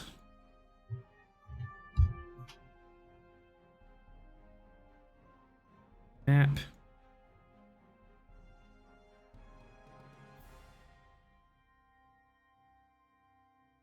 Because surprisingly, I didn't expect you to be fighting on an ice planet today. Y'all did that yourself. Isn't it great when you come up with something the GM hasn't prepared for? Yes. I've been doing that since I got here. I enjoy it. All right, and then you guys come over here, and player ribbon comes over here. I regret nothing. All right. This side obviously is the crags. You're kind of hidden, tuck in here. Sleipnir is about yay big. I imagine we probably would have gotten out with our weapons and everything. Yep. You totally have time to get out and get weapons. These craggy rocks are here. Do you have your Starfleet issued parkas? I mean, I've got my plasma bow, which I think is the important thing. As the alien from a hot planet on an ice ball. Look, hey, bring on the fitness medicine rolls. Bring them. Oh, you heard him. You want to die? See. 1, 2, 3.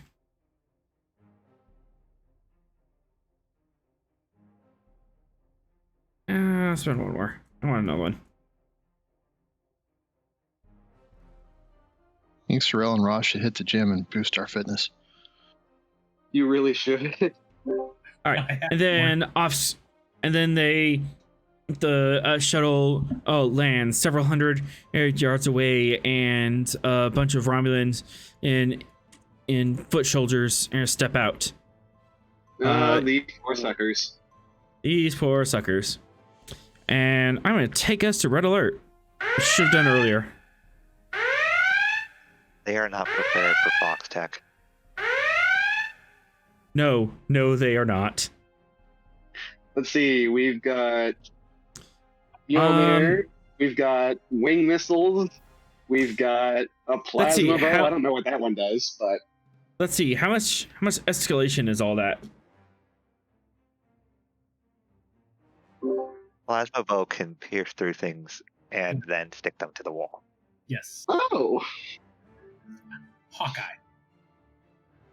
Yeah, you really haven't used your bow since the Necrovians. Since the Necrovians. Yep. All right. Escalation costs from everyone. I have my hammer. Yeah. Escalation. How much is it?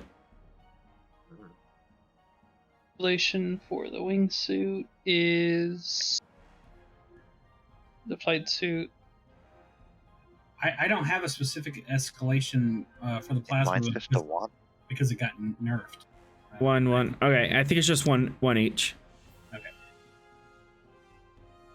All right. Even with the nerf, we still have to pay. Yeah, it's not super overpowered, but it's still about as threatening as a phaser rifle. Factory phasal, yeah. Yeah. Anyone else gonna pull armor out? I guess Sorrel's the only one who needs it. Oh. Yeah, Sorrel's the only one that needs it.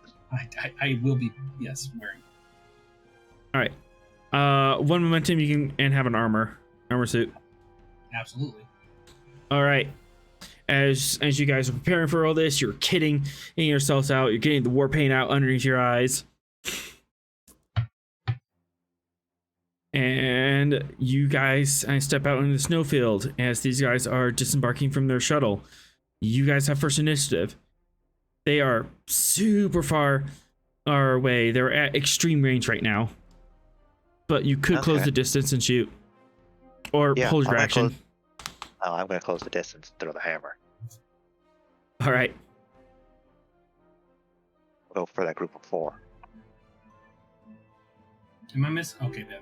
I got it. Yeah, they're just far away from the ship. Are we in turns currently? Yes, we are in turns. Okay. Fox is going first. Yeah. You could do a minor action to move up one, but you'll still be at long range. In order to get up to medium, you're gonna have to dash and then take another action. Yeah, that's what I'm gonna do. All right. Fitness security diff is 0. Fitness security. Go ahead, take a threat. Let's get some momentum generation. Sweet.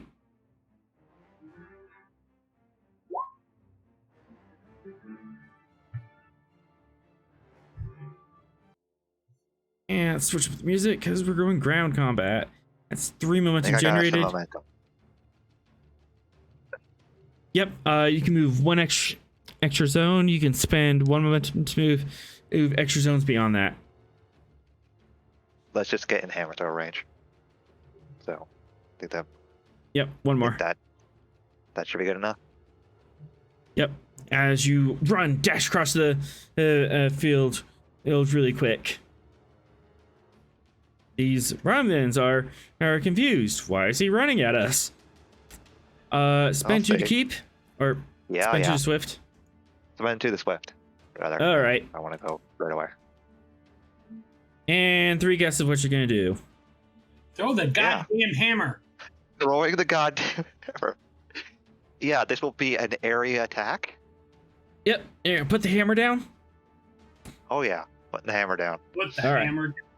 Plus I am +1 diff because you're swift tasking as you're coming in after this run. But yeah, diff 3. You got this.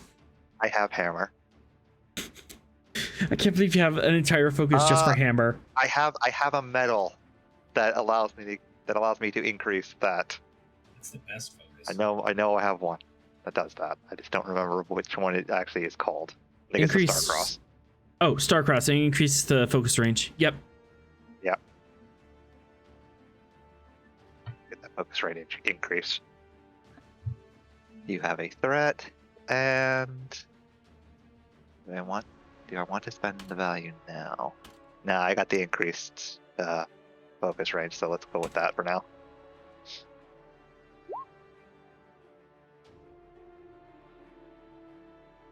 Yeah, that's 6. Yeah. Let me. Oh my. Okay. How dead are they? I'm hitting those Romulans. You're hitting them Romulans. Go ahead and roll the area. Yeah, I'm re-rolling those 4.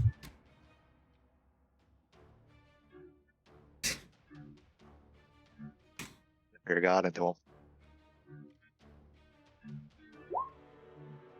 them. 2, 4, 6, 8, 10, 12. Yep. Just that is all sorts of nope. Actually, yeah, that is just all sorts of nope. You stress them out. Are they all dead? As you throw the hammer, woof, woof, woof, woof, woof, and it just hits in the middle of the ground, and they're like, what is boof? As this electrical EMP just arcs out and zaps them all, and they thud, fall all face first into the snow.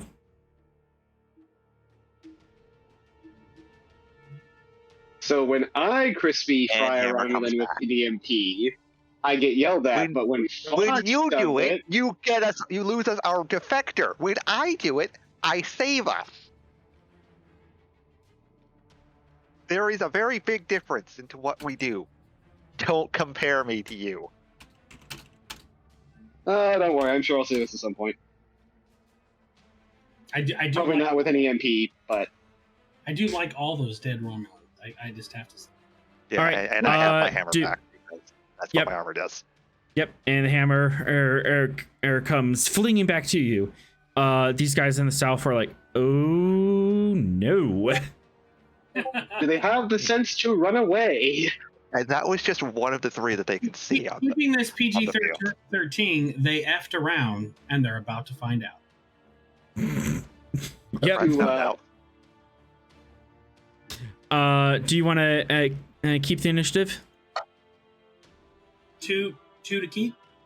Yep. Yep. Oh. Let's keep.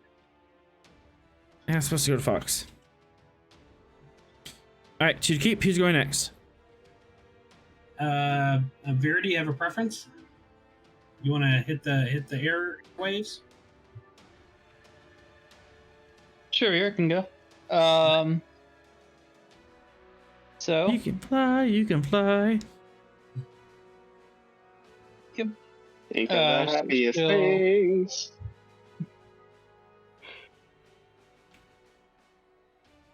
okay, there's the enemies.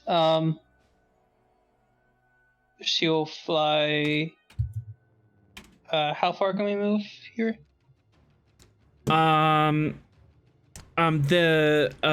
group is currently at extreme range. You can move one range band as a minor action, but you have flight as a trait, so you can move 2.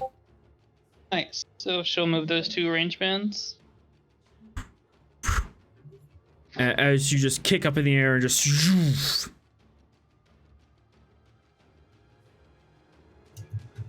And it's the first time I get to do this. I think. Yeah. Missiles She'll. You've used them before. Hmm? The missiles you've used before. Yeah. Yeah, you're right.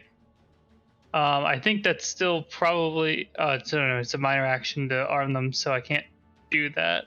You can spend a momentum to get another minor action.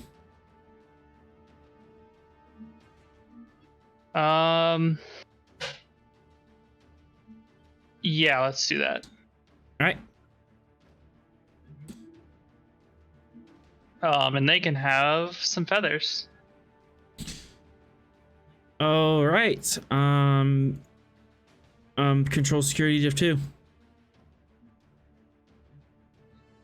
Okay. I have.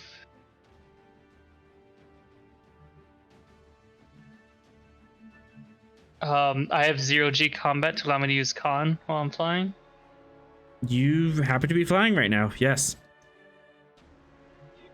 All right. So take 1 threat.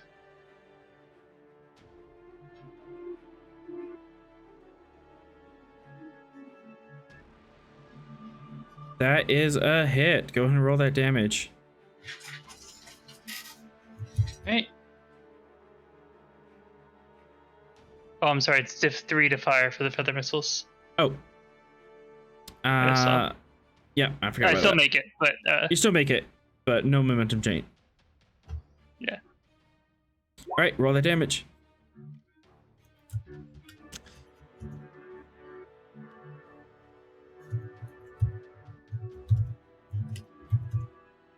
So it's 2 difficult to get away from. Just center mass.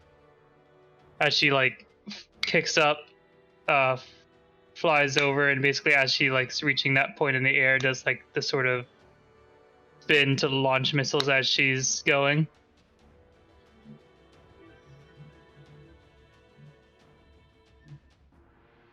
All right.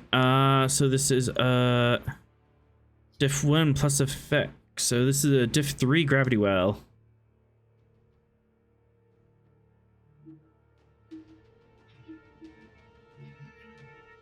It has the area trait, so I can hit them all.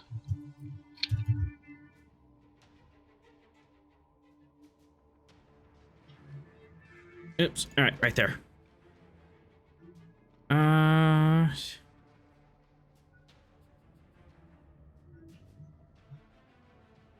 All right, and that is one of your charges. Yes. All right, so who was the primary area target? I have to calculate that for the area. Let's go for the Centurion. She's just aiming for center mass. All right. He's the most center. 4, 5, 6, 7, 8.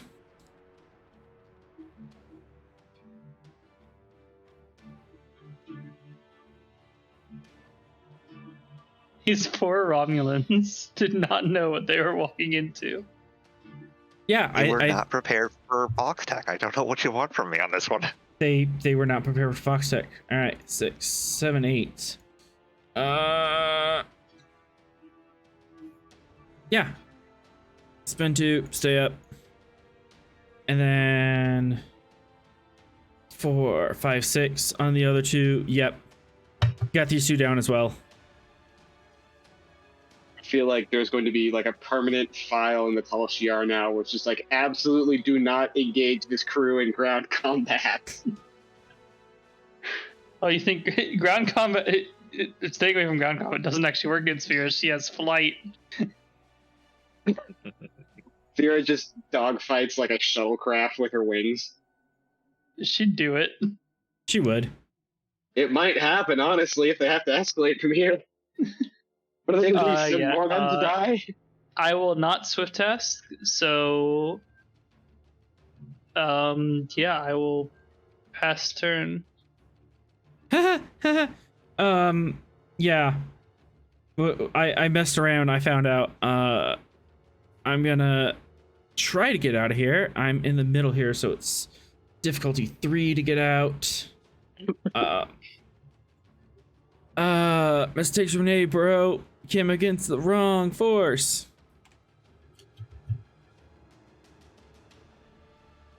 And that is gonna be fitness. Con. Good luck, buddy. Alright, I already spent 3. You know what? I'm gonna spend that 3 momentum, and I'm gonna use his value. I will not fail my duty to the Empire. I think he's already failed his duty to the Empire. Yeah, he's gonna try not to. And then 2 more. He hasn't yet. His friends, yes, they definitely have. His friends have completely messed up.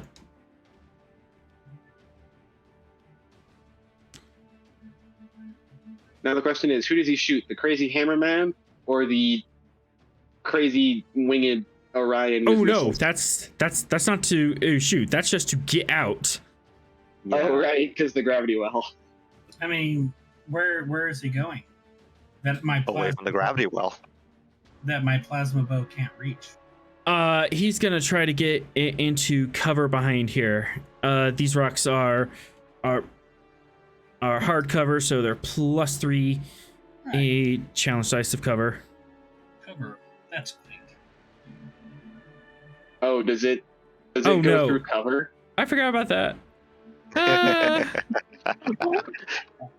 You guys are mean. You gave us these things. The only person who didn't get weapons from you directly was Vera, and you modified my weaponry. Yeah, I'm just gonna tuck behind here. And The 4th Centurion is like ducking behind cover, and he's just gonna get impaled and have no idea where it came from. all right, spending 2, swift task. Yeah, I think I need help. Hey, I have a focus for this one. And then Is it focus at SOS? focus in paranoia. I mean, this is Tal Shiar we're talking about, so yeah, that That Tracks. Yeah, absolutely check. Is he attacking me? He is not actually. He is trying to yell into his communicator. What's the difficulty in this? I know his presence command, but I'm just calling him for backup. He's gonna be shooting for diff 3 because he's trying to say bring everyone here. Can just ask, can Gyro react and try to interfere? And that would have to be on your turn. Okay.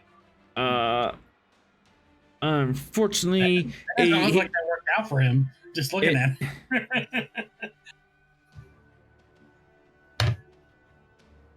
And unfortunately, he gets there and he's out of breath. He's like, "Okay, just hold on. We should be safe here." He's not gonna be safe here because it's now your turn, Sorrel. Yes. So I would like to move to the highest ground I can move to. Initially. You can get up. You can get up here. That can give you some elevation. Okay.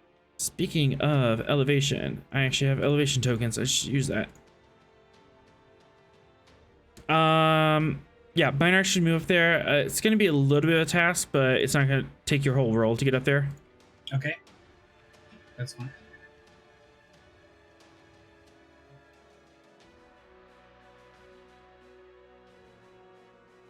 Con Def 1. Okay. Let's do. Con.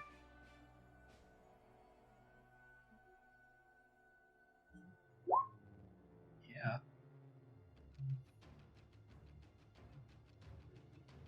So I get up there. Yep, you get up there. And I am going to fire the plasma bow at him. All right, you're able to get a little bit of a lock on him. Okay. This rock is taller than the one you're on. That was nice. Yeah, you need to roll the Yeah, that was excellent. task roll. I was trying to pull it up to look at it, and I had. Anyway, the task roll is what, fitness security? Is that right? Or control? No, it's control security, and you're still at long range of diff 3, and then I spent to make that diff 4. Okay. That's fair. That's a fair thing to do. Oh, thanks for the hydrate.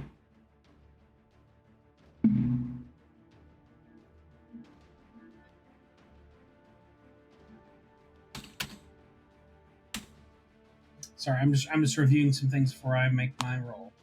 Yep.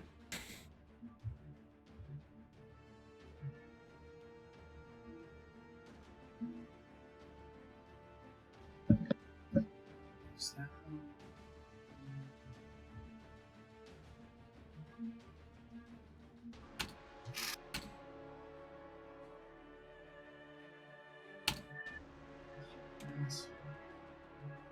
Okay. All right. All right. You said control security. Yep. Control security, difficulty 4. You're a little far away, and you don't quite have a good enough of angle to get a clean shot at him, but you can attempt it. I'm going to spend all the threat necessary to get 5 die. 6 threat. I like it. And you see that complication there? Yeah. I'm going to use my Legion of Honor, which allows me to ignore a complication suffered on a task, which is what I just did. All right. You pull your bow out back. You're trying to get that a good clean shot. You're able to correct it. You have a hit. Go and roll that damage. All right, now let's. And I think this is set up right, but if you let me know if it's not. I think it's right. 2 plus. Yep, that is set up right. Okay. 4, 5, 6. Yeah, he was already he hurt from before. How do you want to do this? Right through the eyeball. He's standing there catching the breath, trying to yell into his communicator. Yeah, and he looks over the rock. Yeah, there's 3. As plasma bolt just soars across the field. It hits him right in the eye. It's this burning, charred chunk of his face that is gone, and the bolt blows out the back. Green blood flies everywhere, and he thuds to the ground.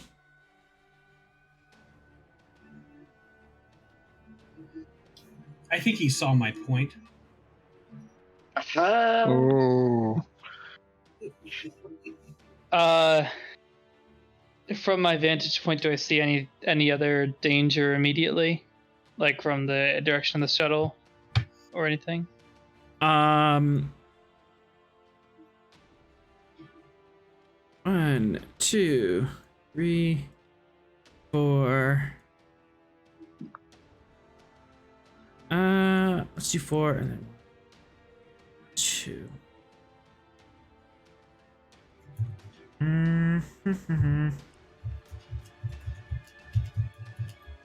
Yep, that makes sense. 2, 4, 5, 6. In fact, you do. Coming from the back of the shuttle. Let me pull up this token here. Where's a tank when the Romulans need one? Funny you should mention that. Do you actually?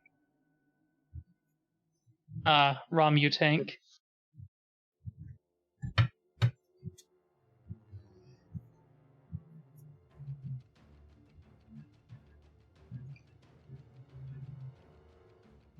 All right, that's a good point. Spend 2 more.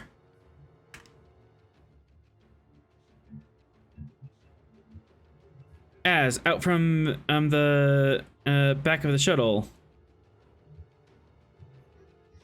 Those are a little big.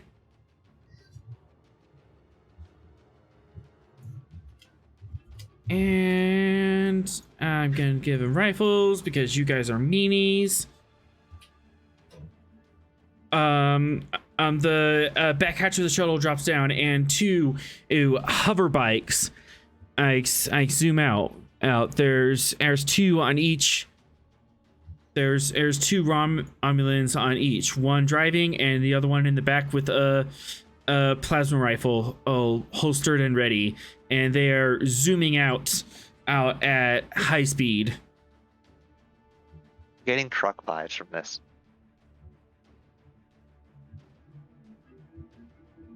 Anybody else getting truck flashbacks from when I accidentally on purpose broke this prime directive?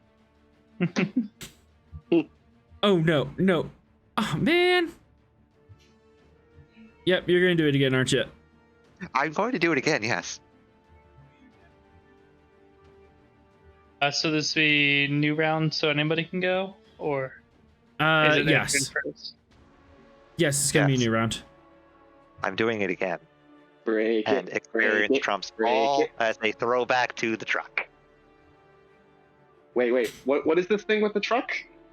I threw my hammer at a truck, stopping it mere inches from hitting me, and then got shot by the would-be rioters. And then you violated This the one- prime directive, but that's a different issue. That's a different issue. Yeah. They are at there'd be like one zone behind here, so they're at long range, but you can totally hit the lead one. Yeah, I'm gonna hit the lead one. All right. Yeah, Control. I'm gonna make that call back to the truck. Yeah, if you can make that call back. Control security, div 3. Focus. You can go ahead and take 3. And let's go. I think I hit it with that +2. You are being attacked by 2 speeder bikes, Sorrel. No, we're being attacked by 1 speeder bike. I mean, you still have to roll that damage, but I think one We're speeder being bike. attacked by 1 speeder bike. we're being attacked by 1 speeder bike. One's 2. One of them is about to disappear in a ball of fire. And As you there's a fact. That bike is down if Yep. it wasn't destroyed. as you throw this hammer, or and it sees it coming. It tries to skid along the. It tries to skid to do a sharp turn, but you hit it right in the back, and the bike goes spinning, and the 2 guys on it go flying off into the distance at high speed. There's a Wilhelm scream. Yes, the Wilhelm. And the speeder bike skids to a stop, sparking and dead. Yep, recall the hammer. Zoop! Right back in your hand. And just staring down the last bike. Do you want to do it again? Yeah, I want to do it again. Two momentum or 2 threat? Take threat. Sure. What's the worst that can happen? The bike goes down. All right. To 4. It's still at range, and you're swift tasking. Yeah.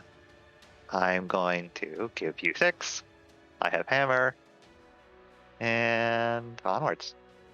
I think you want me to punish you. I feel like at this point you just need to like shoot them from orbit. It's the only safe option. It's the only way to know. Be sure. It's the only way to be sure. I think I hit it. I think you hit it. Roll that damage. Bye, bike. Conk. Fox will just parry the shot. Fox will parry the shot from orbit as you throw the hammer, and this one just hits it right on the front, and it goes end over end, and this guy is thrown 100 meters through the air and tumbles through the snow, obviously unconscious. As this guy is just tangled up in the wreck of the bike.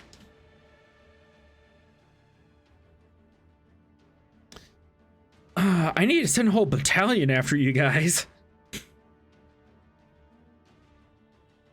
No, you gave me this hammer, and it has the ability to knock out entire squads of guys. So Yeah, I need to stop grouping them so well.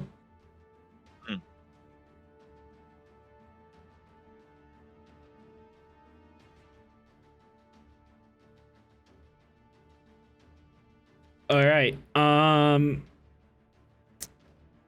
At this point, all right. So, Rust on the Gungnir.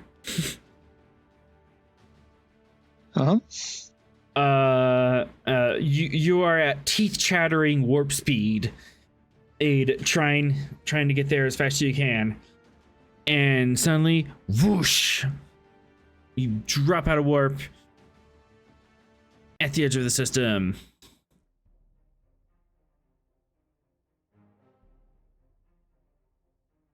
And this is what you see.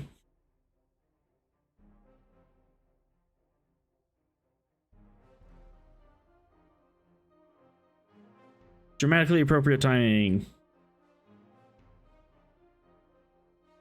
You can make a diff 0 scan, or I can just give it to you.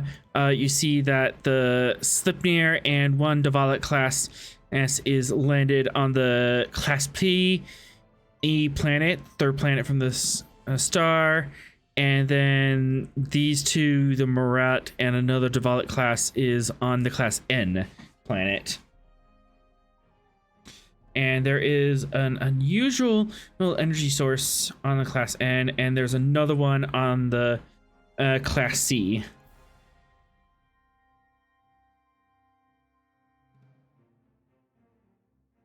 And the Marat class is around the Class C planet. What are they up to? Oh. Maybe we should find out. Well, we see the Sleipnir you said on the the Class P. Yes. As you have the transponder, you're able to see the Sleipnir around the Class P.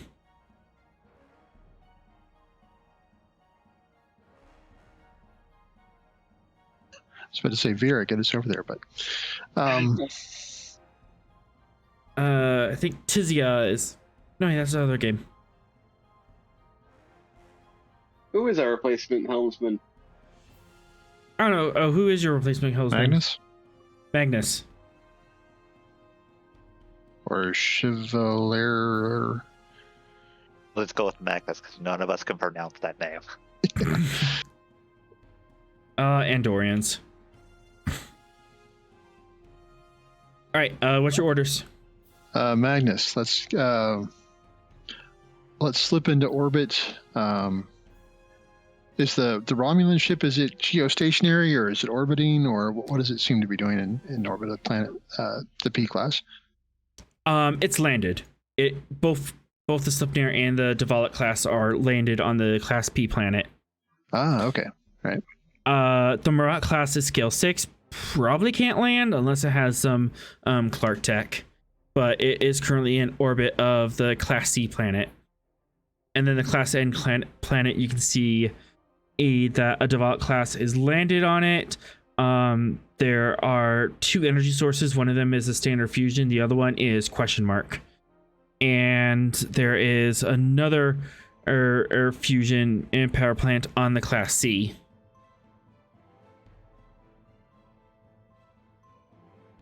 Well, yeah, there's three power signatures. There's 2 of them are like within tolerance, and the other one is question mark. Could they be landed ships? You would have to take a closer look. Possible. Okay, well, first things first, let's rescue our brethren. Let's move into orbit over the Class P. All right.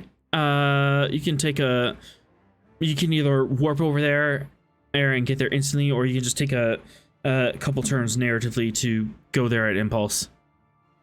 Warp's fine. All right. That is going to cost you power though. So 1, 2, 3, 4, 5, 6, 7, 8, 9. It would take 9 power to get to orbit. 9 power, seriously? Yep, 1 per zone. And the other option was just to impulse it over? Yeah, impulse it over, and then I'll just waive the power cost. I will do that then. All right. It takes you a little while, but that does give the Marat class time to intercept. Oh, what?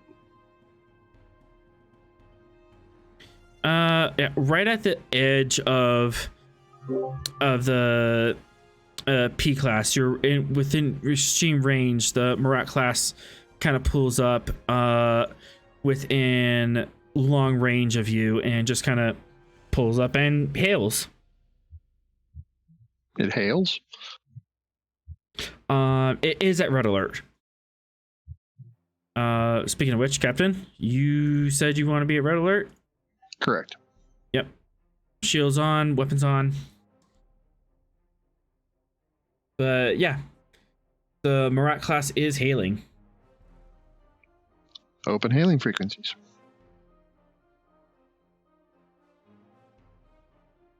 This is Captain Ross of the Gungnir. This is Commander Tovril of the Ceterum. I regret to inform you that you've stepped into a rather thorny situation in this system, and I have to politely ask you to leave. We'd be happy to. However, we seem to have lost some of our crewmen on a shuttle. We're trying to recover them. Oh? Sensors show that they crash landed on a planet, this Class P planet we're adjacent to.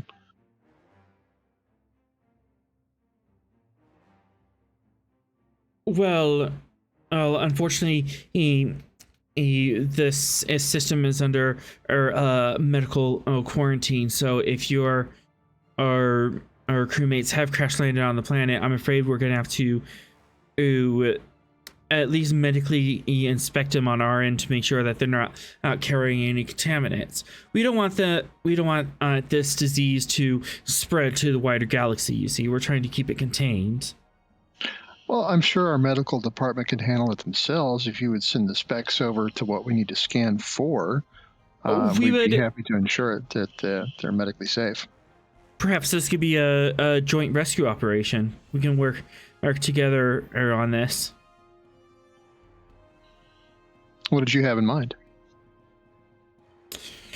We can and both go and check out our teammates, and we can work together and ensure that they are medically safe, and then I can release them to your care and ask that you leave the system and place a quarantine buoy.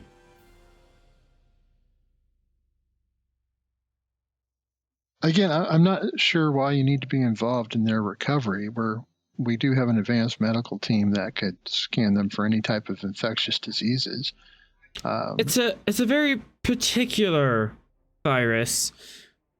Yes, it'll be difficult to summarize and explain over a text file. Well, perhaps one of your medical personnel would like to board the Gungnir and can be present when they're scanned. But if we beam them aboard or your ship, if there's an increased risk of an infection of your crew, my crew has been in dealing with this, and we have quarantine in bays already. And if there were an outbreak, we have already seen in the infection in rate, right? So there's less of a chance that it could burn out and disable our crew.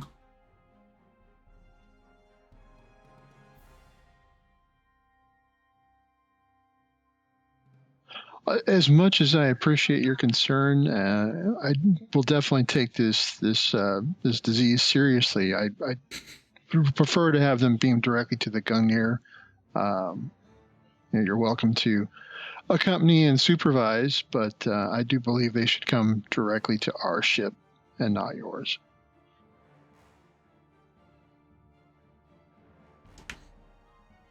I'm sensing hostility from Sorel.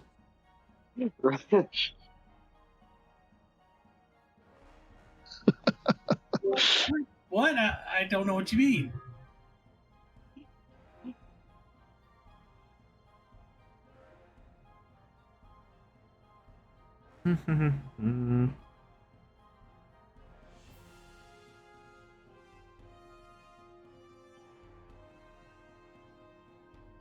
What do I want to do next?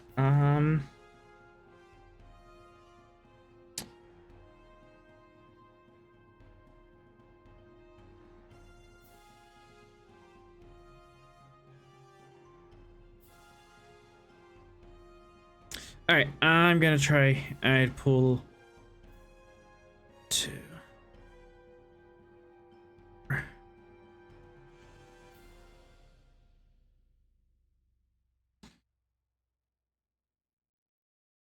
Pertinent to interstellar or law, we are decreeing that this is a class 4 or quarantine zone, and that we have taken jurisdiction in over, and as such, we shall be the lead investigators and caretakers of this. We will accept your assistance, but we must assist that once you have been cleared, or that you leave the system and with all due haste.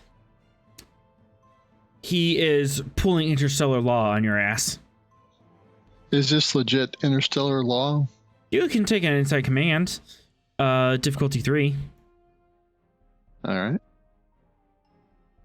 Wouldn't they need to send like proof of actual viral threat to justify the law? Yeah. Insight what? Inside command.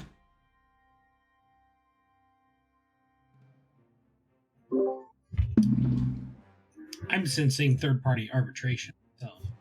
No. Yes. What's that species? We need a that, like, Ferengi hibernates? to arbitrate for us. You want to play law, Arthur? You I'll want to give go? you. Let's go! Is he pond firing down there? What's going on? Captain, the commander he seems shoots to one be dude. emotionally compromised. We may need to relieve him from duty for a few weeks. He shoots one dude in the eye with a plasma bow, and suddenly he's out to kill everybody. Blood. All right. How are you making this roll? Inside command. 1 point of threat. Can I use Federation law and politics as a focus? Increased complication, and this is adjacent to Federation in law. It's interstellar law. So it's law between interstellar nations. Where's that lawyer when we need him? So if I use it as a focus, the complication range increases, but if I don't, then it doesn't. Yeah. What's the difficulty again? Div 3.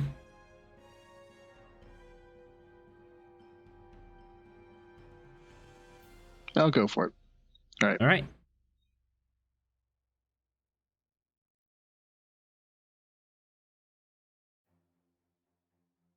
Haha. Haha. Wrong, wrong, wrong, wrong. Wrong, wrong, wrong, wrong. He's playing legal shenanigans, huh?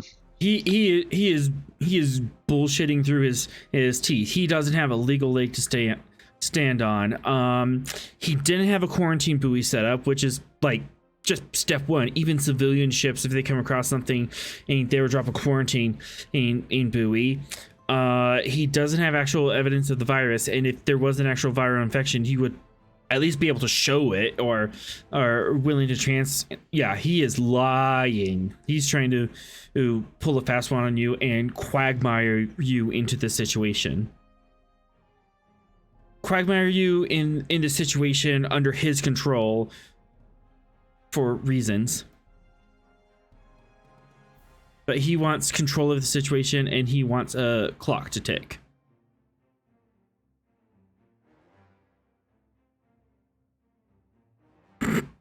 Chat asking, hey, is it that time of the decade? Leslie, can you come by for a little while? Commander, I'm going to have to disagree with your interpretation of interstellar law on infectious diseases here. It is my intention to recover our personnel directly. Any interference from you will be treated with a response.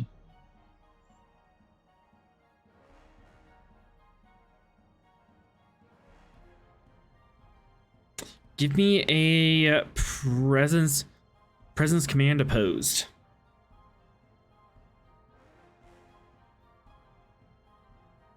See if you can talk him over.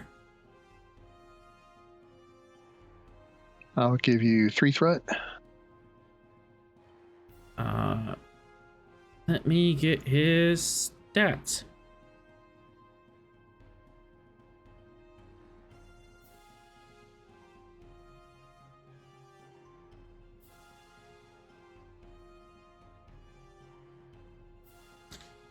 Three threat. I will spend that. I'll spend the 3 threat to spend and towards his value. Secrecy above all. So he has +2 hits, and I'm gonna spend 2 more threat to get at least a 3rd dice.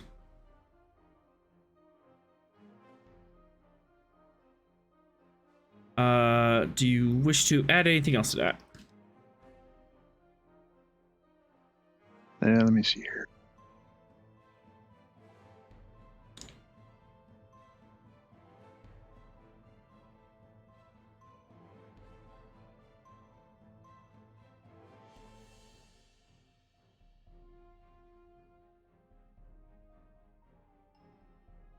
Yeah, I'm trying to find my spreadsheet here. Is that a legit IDK or is that your DM IDK? I don't know. You would have to make a roll to determine that, HM. Stop at that. Captain Ross, it was the Rosellas that have the hibernation. Okay, this is a stretch here, but would using my palm leaf in this situation work? I'm trying to avoid a conflict by, appearing... Threatening them? But yeah, by threatening them.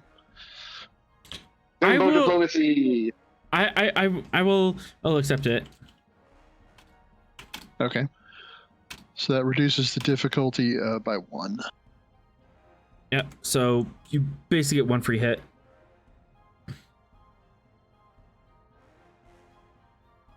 Would Federation law of politics or leadership work as a focus? He's not entertaining command. He can't really do leadership. And you're kind of debating on on the side of the law? Yeah. I'll take it. Interstellar law gives me the right to rescue my crewman. And that's got to work as a focus, right? Yep.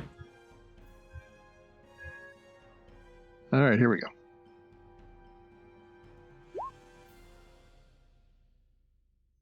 Okay, I'm going to use bold command.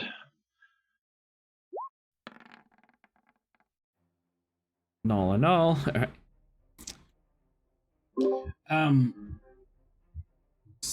Captain Rost, do you still have your determination? You know I do. All right. It might If be you better. don't, I will spin momentum and give you mine. Just FYI. No, I'll go ahead and spin mine. Determination will let me re-roll the 3 zeros, right? Yep. To what Okay. value? Or do you want to use a directive? Oh yeah, same here. Either or.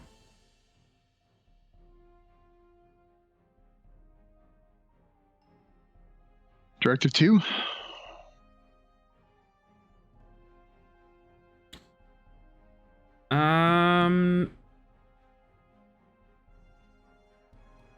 This is not investigating the Romulans. This is more of stopping the Romulans from interfering with you. All right, then I'll go with a value, supporting my peers and subordinates. By what manner? Rescuing them from the ice planet in Romulans.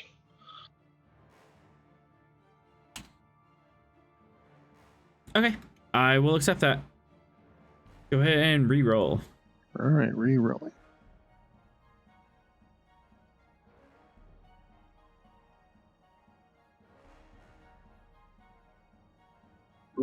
F yeah. All right, so 1, 2, 3, 4, 5, 6, 7.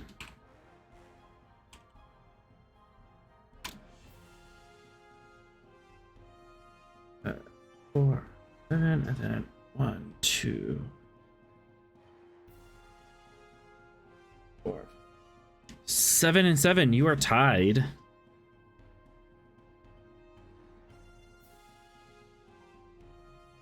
I have a question, GM. Yes. Since the Gungnir is in the system, is the Sleipnir in communication with the Gungnir?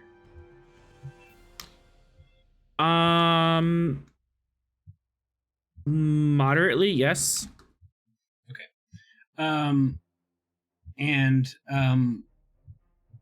So in a reroll situation, could you, instead of rerolling, just choose to get the effect of a crit? So like, instead of rerolling 1, I just want to use my whole determination to get the 2. Is that possible? Can't use your whole determination in to get it 2, but you can and spend a determination to get a advantage. Okay, so I would like to spend 3 momentum and give Captain Rost an additional determination using my first officer ability. Russ, you have another determination. Can I use it as an advantage to break the tie? What is the nature of that advantage?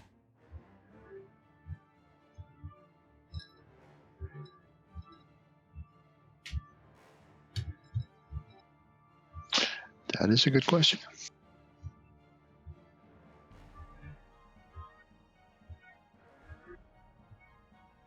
Maybe Sorrel has transmitted a couple of pointers on interstellar law with respect to the Romulans' claims that undermine it.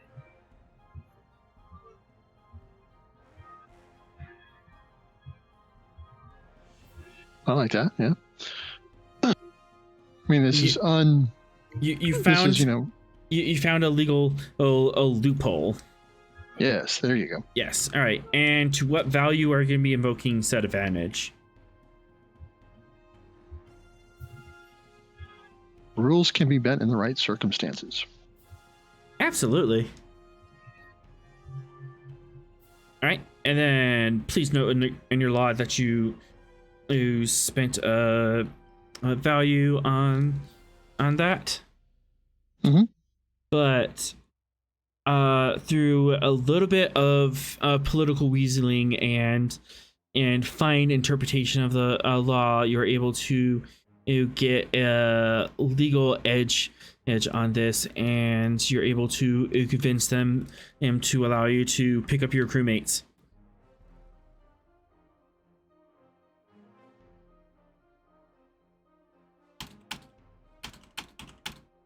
Okay, we'll move into orbit and beam them up and try and recover the Slipnir. Okay. With that, everyone and the Romulans kind of hands off, let you pick up, and you're able to reconvene the party.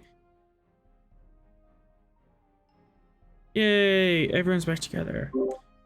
Captain, And we've tracked the defector to this system. Is that the best we have as far as the location is just within the system? Best we have.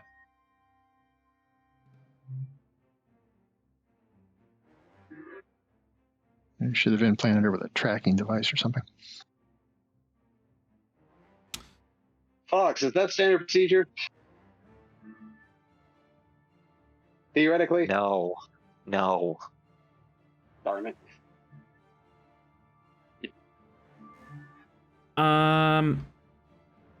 At this point, we are at about the time and we usually head off, but we did get a late start. We can snap this off into a part 2 at this point, or we can push for another hour. Up to you guys how you want to play this. I'm good with another hour. Yeah, everybody else. I'm good either way. If we do cut it into a part 2, I would like to get that radiation scan in, or that radiation check roll thing in before we leave. Let's rock out another hour. Fox, Vera? I should be okay. All right, cool. All right. All right, we can make this fast. All right. You are able to get everyone on your ship. Everyone reconvenes. You pull up the Slipnir. She's a little singed, and she's gonna have to spend a day in the dry dock on the Gungnir, but you're able to you'll be able to fix her up soon. But all of you can now convene with each other.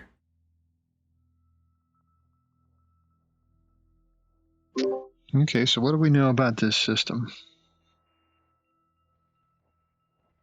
Captain, we tracked the ship that left our system with the defector to this area, and where we've encountered nothing but Romulan Tal Shiar.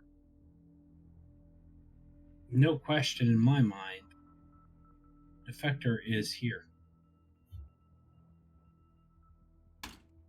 Yeah, we have, 3 planets to choose from? Can we detect that ship that you're chasing? Well, irrespective of the ship, and that's a author question. There is a planet with a certain amount of activity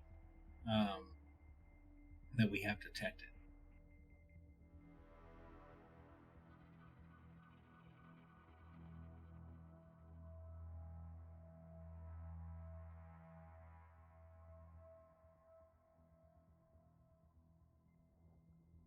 What's that Merit class ship doing? It seems to be bouncing around a bit.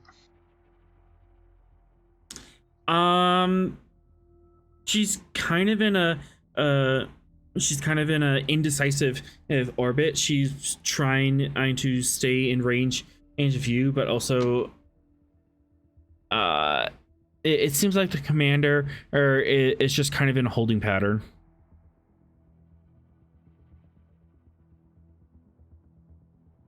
Also, there's a pirate incoming. Mm-hmm. Yeah, how long until that happens? At any points you can and spend a momentum and have them show up and start wrecking shit. But Gungnir got here first. Actually, hang on. Was it the Section 31 dudes that mentioned Thalaron radiation? Yes. Okay, so we do know. As a main ship wouldn't know unless one of us tells you within this thing, because I don't think we actually reported that, because that was when we were en route. Oh yeah, you found out that you got on the Slipnir and left, right? Yeah, I found out, went back to the station, the stuff with the nanites happened, and then we left. Have you informed us at this point with our little convening bit? At this point, probably. Okay. Can we tell what kind of radiation that Class C is bathed in from here? You would have to do a more RTL scan, but you can't. The morale class is going to be shadowing you the entire time, but you can get in range and do a reason in science, div 2, and then sensor science, and you have advanced sensors.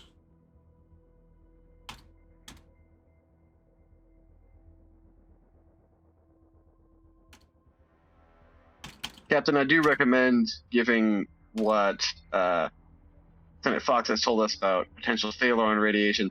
I do recommend that we perform a scan of the irradiated planet over there, just to be sure this isn't some sort of Thalaron radiation testing grounds. Sorrel, you get a mysterious message on your compad.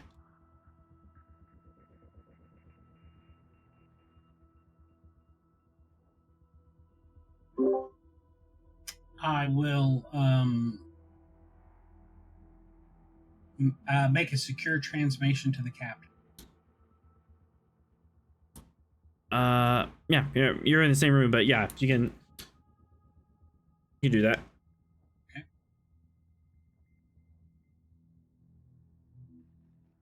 Incoming.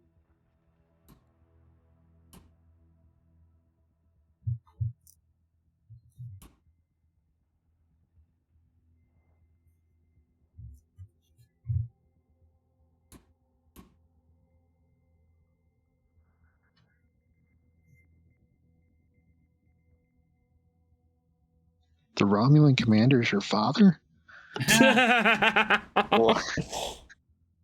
No, that's impossible. Search your feelings. You know it's true. Rob's been half Romulan the entire time. All right. Nobody told him. That would explain his recent violent episode. All right, also so talk about what's the plan? The dirty bond that he has with Rob. Just to be clear, Vulcans can be violent when the situation requires.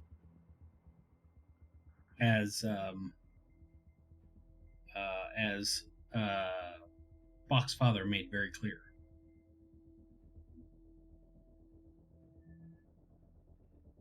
Yeah, just give them a stick with a coffee carafe on one end and an axe on the other and see what they do. Yeah. So this just got a little more complicated. How so? It's possible that the Romulans are cloning the defector, and there may be more than one. What? Yeah, for whatever reason, they're cloning Ren, and there may be more than one. So she may be in enough herself, not just the knowledge, but something about her may be significant. And why else would you clone somebody like that? Well, if we nab one of them, we should know why, right? Not necessarily. Or it could just be a decoy that they're making. Cloning a body does not necessarily mean they clone the knowledge. Oh, true. So we need Maybe to a clone physical we need to nab the ability. right one. All of them.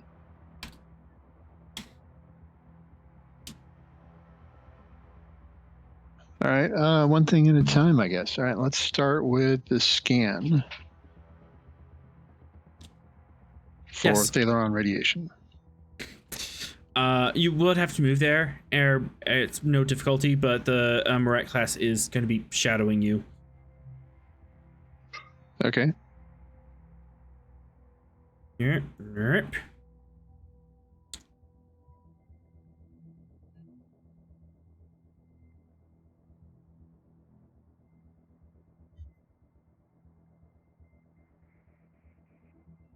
And Sorrel, did you want to make the ant science roll? Yes, I do.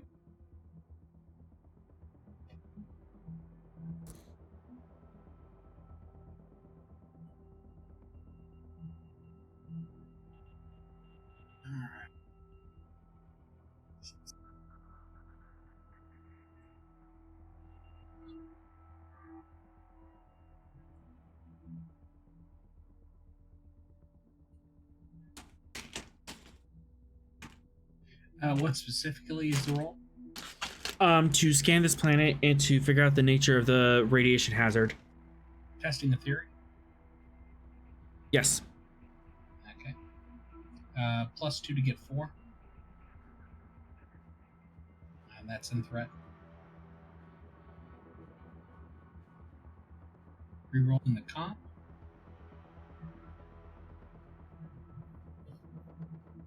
And sensor science from the ship. Coming up.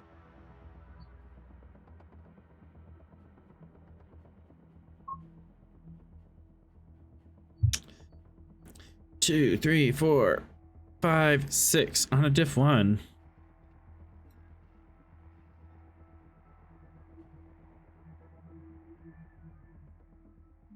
Okie day. I'm gonna send this to your console. Okay.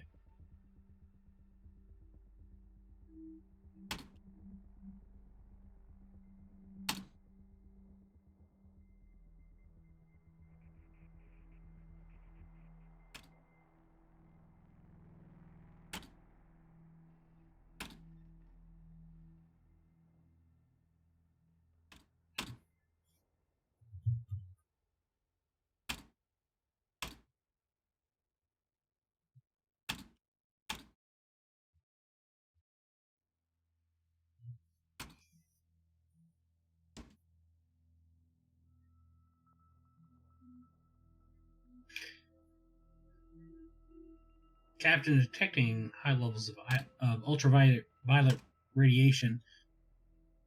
Class 3 hazard suits will be required for any kind of long-term exposure. If we're on the day side of the planet.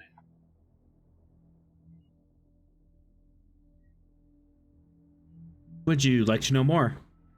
I would like to know more. What would you like to know?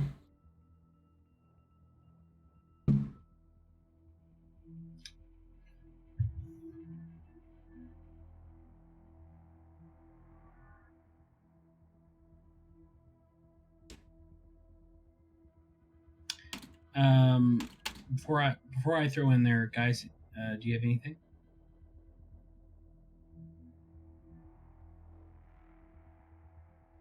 So No. I don't know if this is actually a question that you'd have to ask, but the nature of the source seems to be like ultraviolet radiation, so like the star. I mean, ultraviolet radiation does suggest a star. I mean, I didn't know if that was something to spin a question on or not. You can possibly spend a question on that. Theorize the source of it. Okay. Indeed, this is most likely just from the star, and based on the atmosphere, it just attenuates. Needs the ultraviolet radiation, and it's just bouncing back and forth between the atmosphere and the surface, turning this into a ultraviolet wave, so to speak. I got you. And class 3 hazard suits should be sufficient. Yes. Okay. Is this before Nemesis or are we post Nemesis? We are just post Nemesis. Like I think the Nemesis movies was a couple. So Yeah. that- So Thaleron radiation is a known hazard. I checked the timeline. Okay, just checking. Ugh, Nemesis. We do not speak of the odd-numbered Star Trek movies. Right. There was just First Contact, right? That was it, right? Yeah, that's all we got. Mm-hmm. Now you just pissed off chat. Thank you. Sorry, chat. That is a bad movie. I'm not sorry. I know what they did. Yeah, I'm really not sorry about it.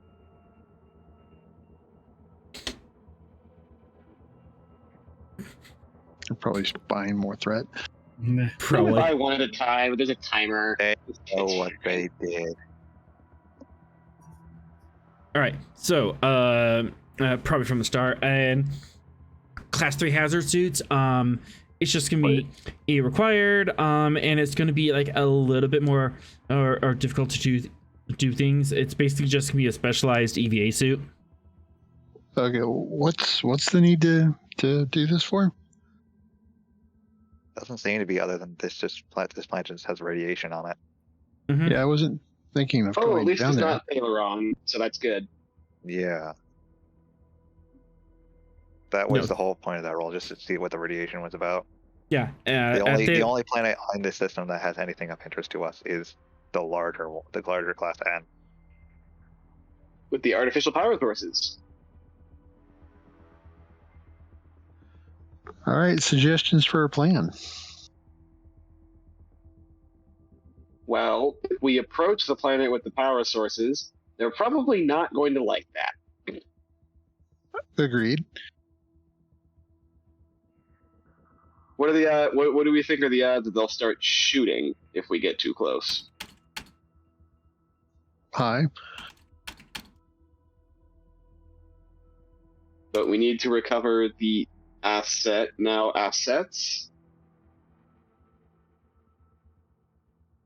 Well, or neutralize one of the two.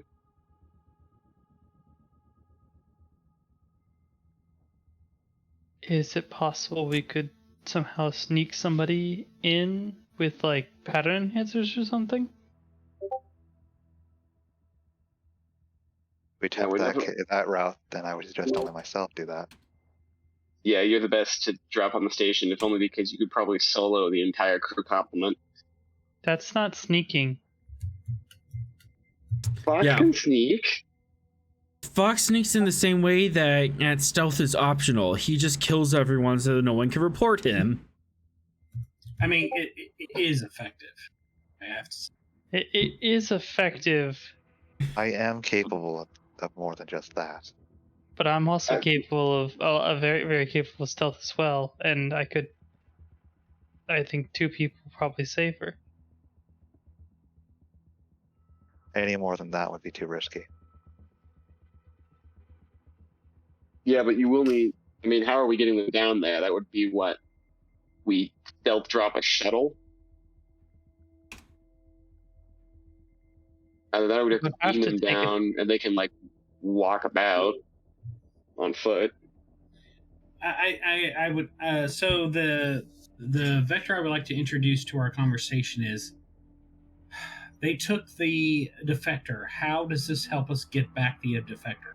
I think that is our primary goal. Right. Sneaky. If we can sneak in and find where the defector is being held, we can work them out. The trick becomes there are 3 ships in system, possibly more, also a base, potentially. because power source was on the ground.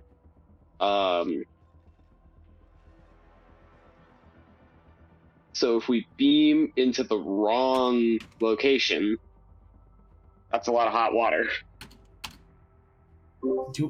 So should we have a diversion? With the one draw attention from the Romulans, the other is the recovery of the defector. Like a Romulan pirate ship? An Orion pirate ship. I'm sorry, Orion pirate ship, yes. We could also have the captain and the rest of the crew up here go into maybe negotiations to busy up that end while our infiltration team goes in.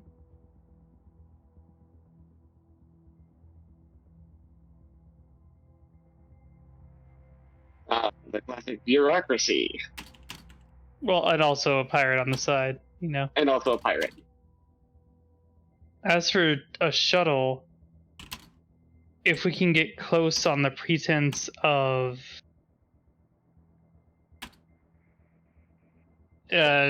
negotiation, as terse as it would be, you could just drop us out and I can try to navigate down with the suit. It'd be less noticeable. Hey, Arthur, how closely is that Romulan warbird shadowing us? They're saying about long range. Do we have some indication of the location of the defector? Which ship the defector's on? Nope. You don't know which ship or if she's on a base or where she would be at in any of those locations. Could I thought we did. the- That's my bad. Could I? That's you fine. compare the warp signature that we were following earlier? They could have moved her by now easily. Yeah, that is a good question. So I think I would rather. Could Gyro be tasked to locate the defector, given we have her biosignature and pretty much all the things when it comes to her character? Oof. Gyro would be. It is smaller than scale 1, so it would be difficult to look for it on a starship scale, but try and go in on a personal scale. It would be quite noticeable because this thing's about the size of a human, at least half a human flying. I mean, it just needs to scan the ship, right? Like, it doesn't need to fly into the ship. Yeah, it just needs to scan the ship and scan from outside. Yeah. Possible. It's gonna be risky. You can get an idea where they're at. Or whether or Risk not, at is least. our business. I will absolutely do that. All right.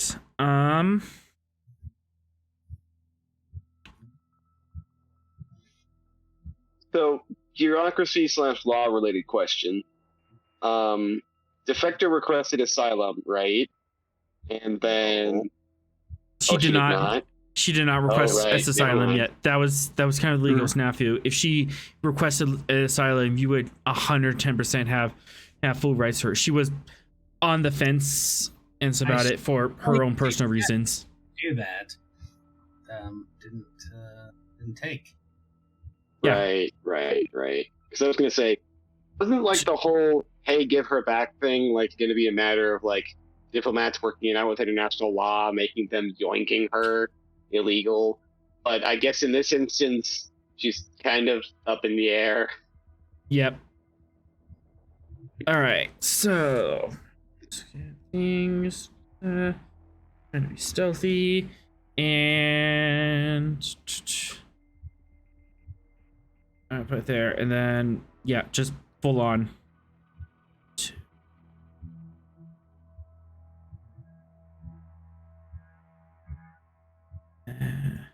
That's a lot of threat there, Offer.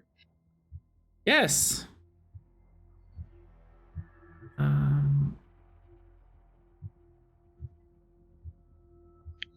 Use it or lose it. Yeah, kind of where I'm at this point. Diff 4, Comp 5, Control Science, assisted by Ship Sensor Science. Wolf. Okay.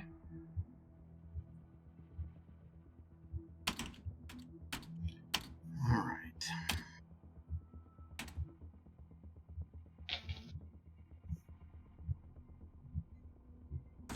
Oh, I didn't realize this was...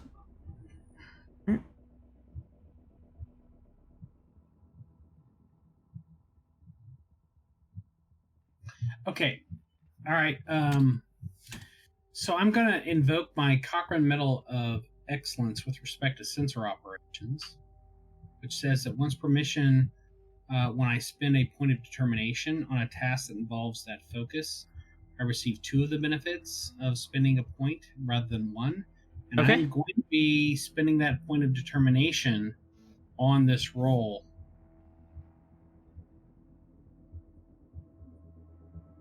To be successful. So just spend 2 and then 2 auto crits? Right, exactly. Yeah, that is a valid use of that. Go ahead and roll the 3 dice anyways. Just comp check and Okay. generate some momentum. All right, we'll do so. Comp.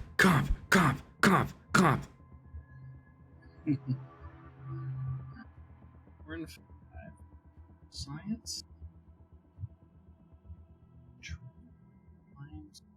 Come on.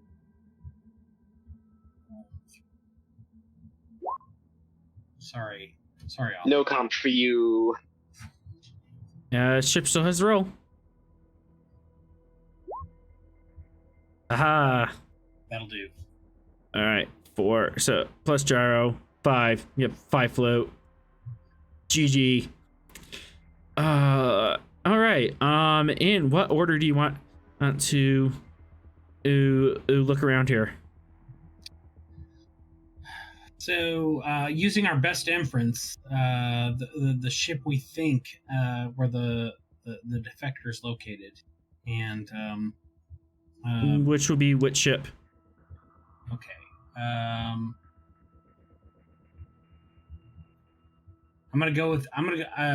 My inference is gonna be to the highest scale ship. All right, the Marat class. Yep. What is a good icon for that? You look around there. Yes, there is her biosignature on that ship. Vulcans and their logic, baby. Okay. Do you want to keep looking? I would, and with every bit of what I have to locate her specific location and identify the best way to transport her off.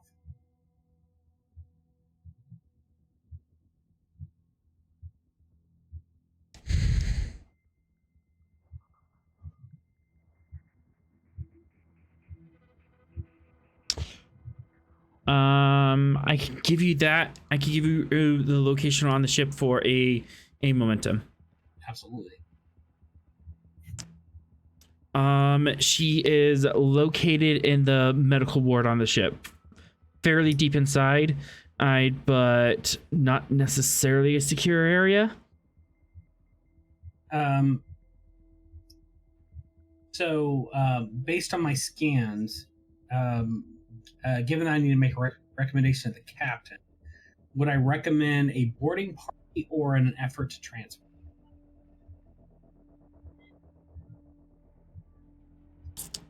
Her shields are up anyways. You would have to drop this.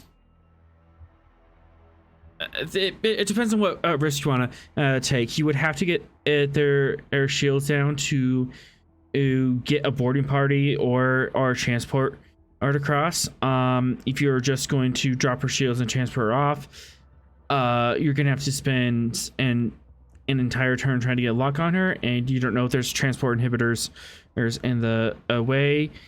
But if you send a boarding party can get on there and neutralize any sort of locks, restrictions, and inhibitors, and bring her to a safe area and beam her out, or just grab a shuttle and run out. All right, fair enough. My recommendation to the captain, given that this is the Tal Shiar, I presume they have transporter inhibitors. I'm going to recommend a boarding party, and I'm going to give him the precise location of the effector.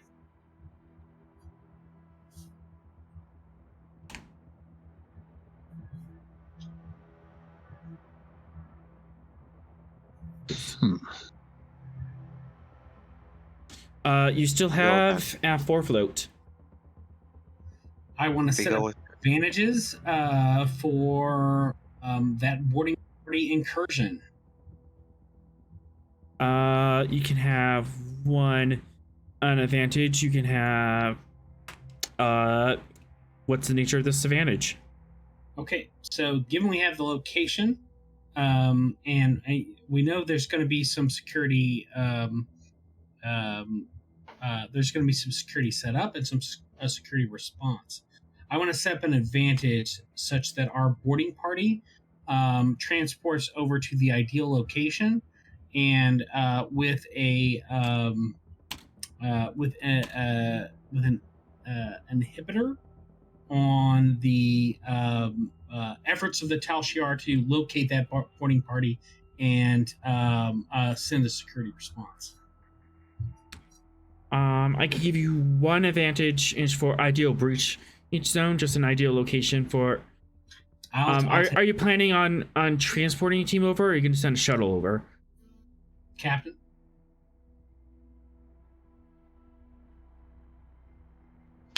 Probably a small team. How? That's the question right now. How? So other than Fox, are we sending Fox with a shuttle or with a transport? Which base was it in? I'm sorry, we're looking at in front of us. Oh, okay. We're looking on doing a boarding action in the Marat class because we confirmed that at least one of her biosignatures is on the Marat class. That's the big one in front of us, right? There's a potential clone, but my and it isn't a presumption. Fair enough. My presumption is the real deal is on the highest skill ship. That's my presumption. That's fair.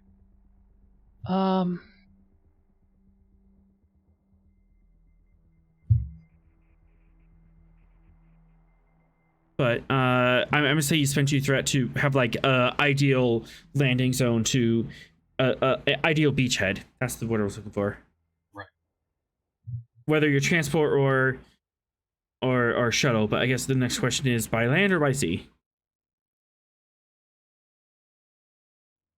So we got a Romulan warbird at red alert with her shields up. Transport has the highest sort of shock value, surprise, but shuttle has a certain capacity to overcome a lot of the countermeasures they would bring to bear.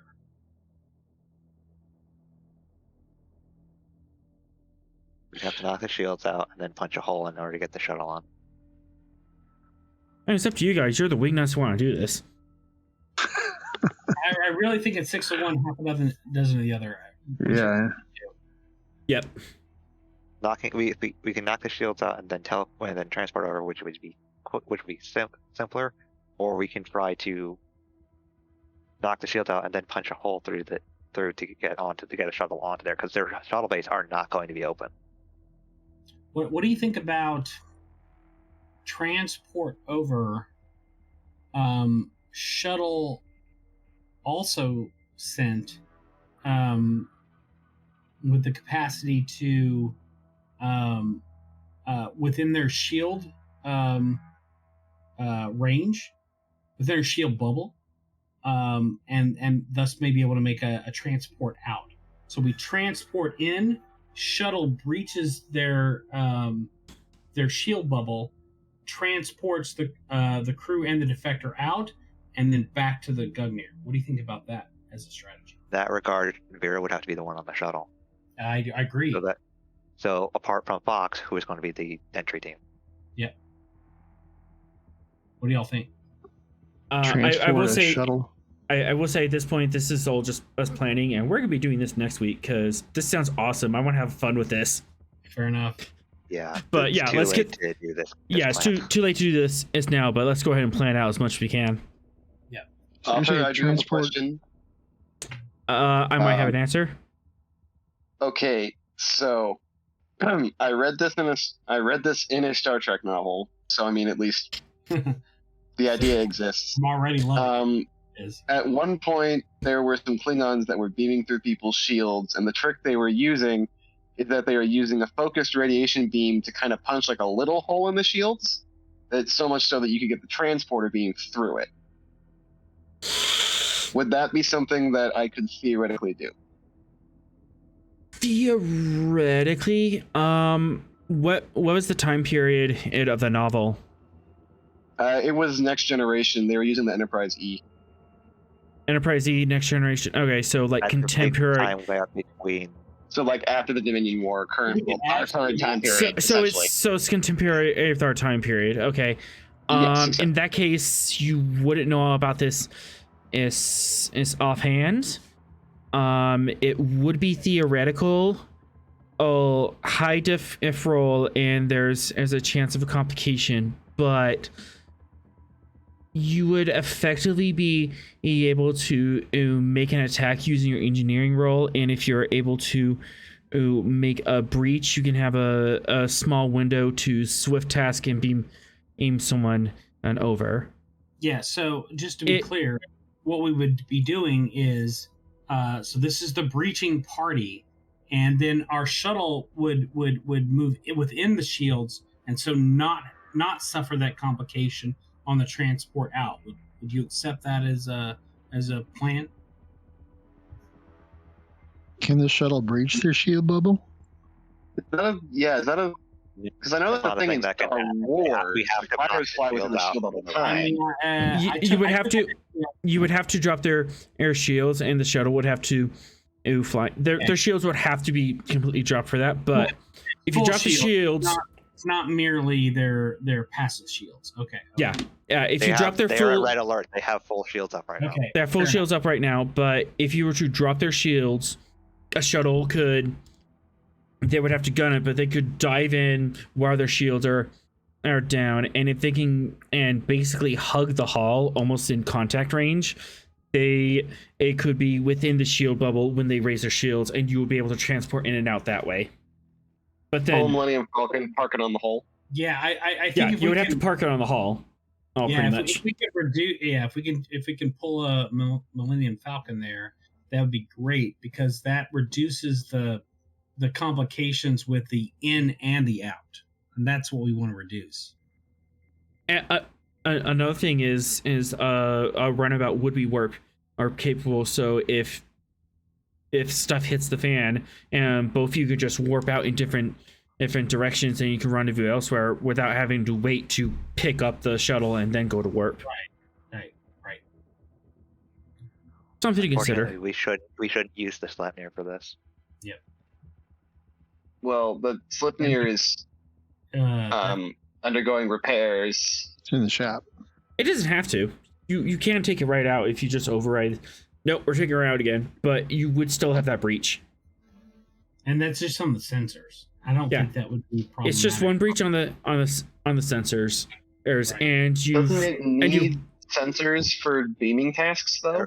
You bypass. It's bypassed right now. It's bypassed right now, so there's no debuff associated with that. But if the sensors get hit again, they're gone. They're donezo. You got nothing left. You'd be completely blind, and then any additional hits to the sensors will go to weapons.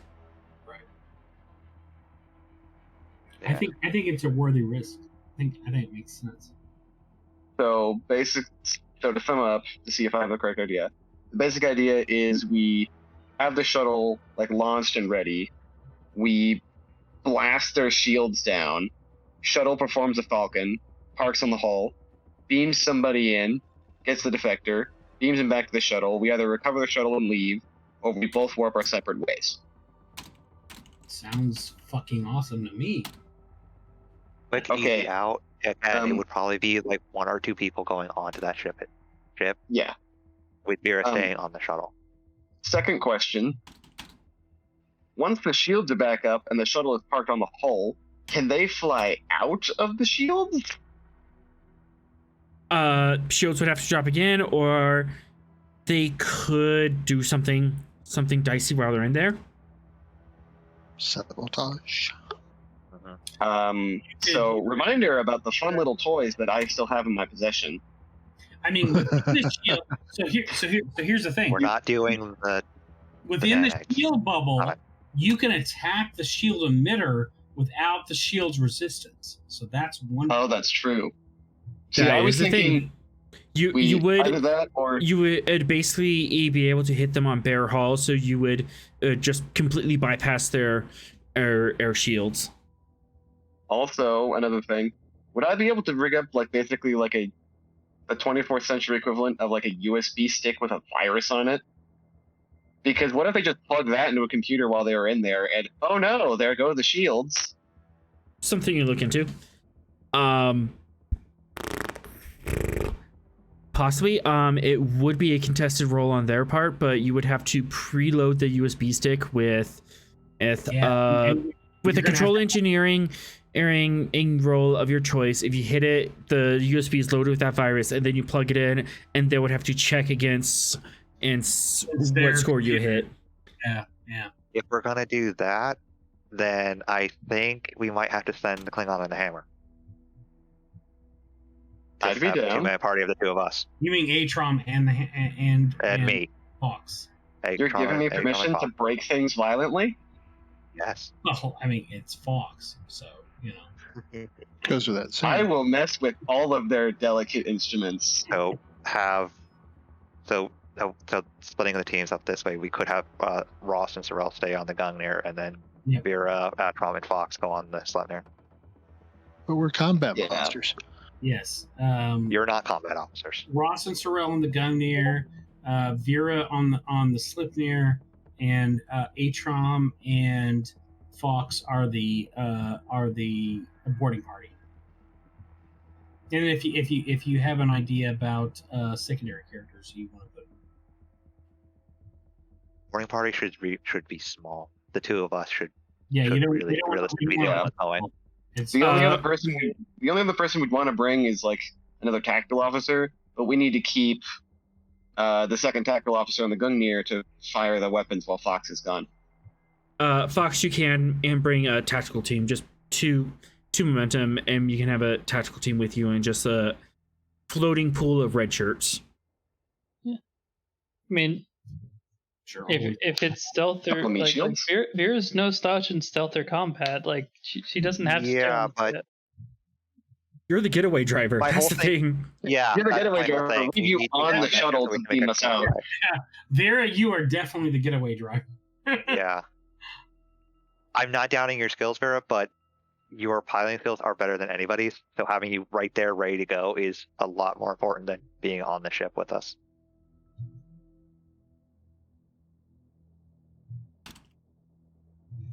I mean, I guess that's about the best plan I can think of. it seems like a great plan, and having Vera in the shuttle. I mean, just to reference another game, our pilot in that game literally used a warp bubble to warp us 70 years in the future. So, like, having you in the shuttle seems awesome.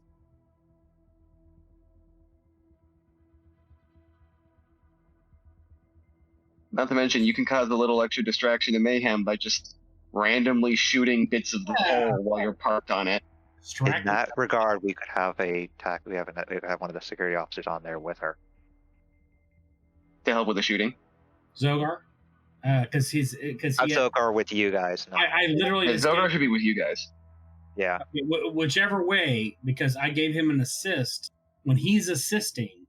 He can re-roll his assist, which is, that's rare. So that's He good. wouldn't be assisting in that regard. He would be the one Okay. shooting. Right. So Oh, Cybok, the Cybok isn't one of us. Cybok? What? Cybok's family. Something with the feeding? Atrom is being very confused by the fact that people are referencing movie characters that don't exist on our ship. I'm confused. I don't know all the secondary officers' names. We have Spock's brother? Tavel, Diava, or Gavel, that was it. Tavel. one other. Gavel, the one that shot Fox in the back. Yes. That would be Tavel. It's fine. We can Don't bring her to recommend start Gavel. shooting random bits of the ship. It's fine. I don't recommend Jeez, bringing you Tavel. shoot We'll someone be in the back spaced. once and they never forgive you for it. We'll be Right? spaced. Right? Yes. We'll be spaced. What the heck? And also gave him the hammer. So The hammer does not make up for being shot in the back. does it not? Are you really sure No. about that? Yes. Okay. All right. Fox, So- we'll be fine. We're going in the middle of the ship, not the edges. She can't space us unless she drills a hole through the whole thing. All right. So, to quickly summarize this, you want to punch a hole in there. You're going to punch a hole in their shields using a Type E radiation, making a hole just large enough to transport in. You're going to send a beachhead team in, and they're going to get in there, find Ren, and mess shit up on the way out. Vera's going to fly over in a shuttle, and once the shields are down, they're going to fly in close range and park on the hull as the getaway driver. Once you secure or Ren, and Vera's gonna beam you up to the shuttlecraft, and you're going to punch your way out by blowing up their air shield generators or using a virus. Am I missing anything here? So we just tell Arthur our whole plan and he has a week to mull on it? Yeah, I think No, it's fine. We kind of did that. Well, no, this fine, means I you get did to that. prepare maps. That's another thing. This is true. He gets to have an interior for us. instead of just And theater also, of the mind. as I said, I am on your side. I want you guys to win. I just want you to earn that victory. He wants I us mean, to to be win in fair, spectacular we need fashion. That means blowing everything up in our path, and that means blowing everything up in our path. Yep. I can. Don't worry, I'll definitely carry blow it from things up. back to the shuttle if I have to. All right. Before you start blowing anything up, any preparations you want to do here and now? Probably need to figure out that radiation beam to punch through the shields. Yep. Yeah. Because you have a bunch of float and bunch of momentum. Yeah, let's do that now. So, Cyril, any additional questions? Circling all the way back to that. Circling all the way back to that.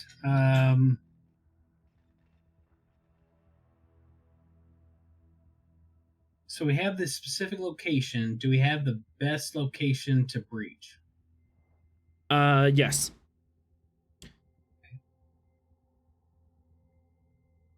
What about the best location to transport all? That could be arranged. I would like to arrange it.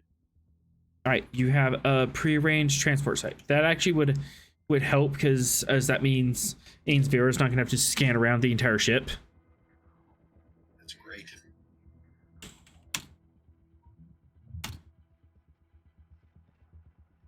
All right. All right, guys. And then the type beam information. Yeah. Think that's about it. We'll deal with the type beam radiation next week. Any last words before we close for the night, as we are secretly preparing for war? Nothing bad will happen. My last word will be quixotic. Romulans. That's what you get. You should listen to Surak. Boom. Mic drop from the Vulcan. I believe the general theme for this session has been, these poor Romulans have no idea what they're walking into. Apt. About to be an angry human and Klingon onto their ship. It's like, they'll be fine. An angry human with Thor's hammer and a Klingon with a penchant for breaking everything. Hey, Rost. Yeah. You want to lead us out with inspiring speech, each kicking off this plan?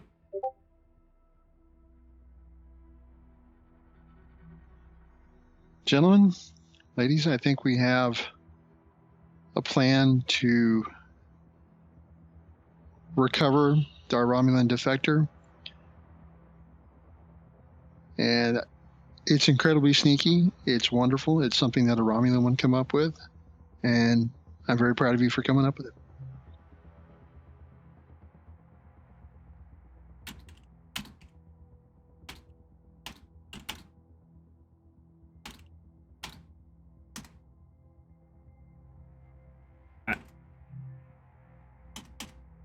Yeah, we can have the pirates friend come in to also help knock down the shields. Yeah. Basically, they were on the way. The Gungnir managed to get there first, but the pirate ship is still on their way. Oh, really? Logic dictates that Romulans are suck. This is the last thing that we're going to see before Fade Black is the Orion ship come in and just start blasting the nodes. Roop.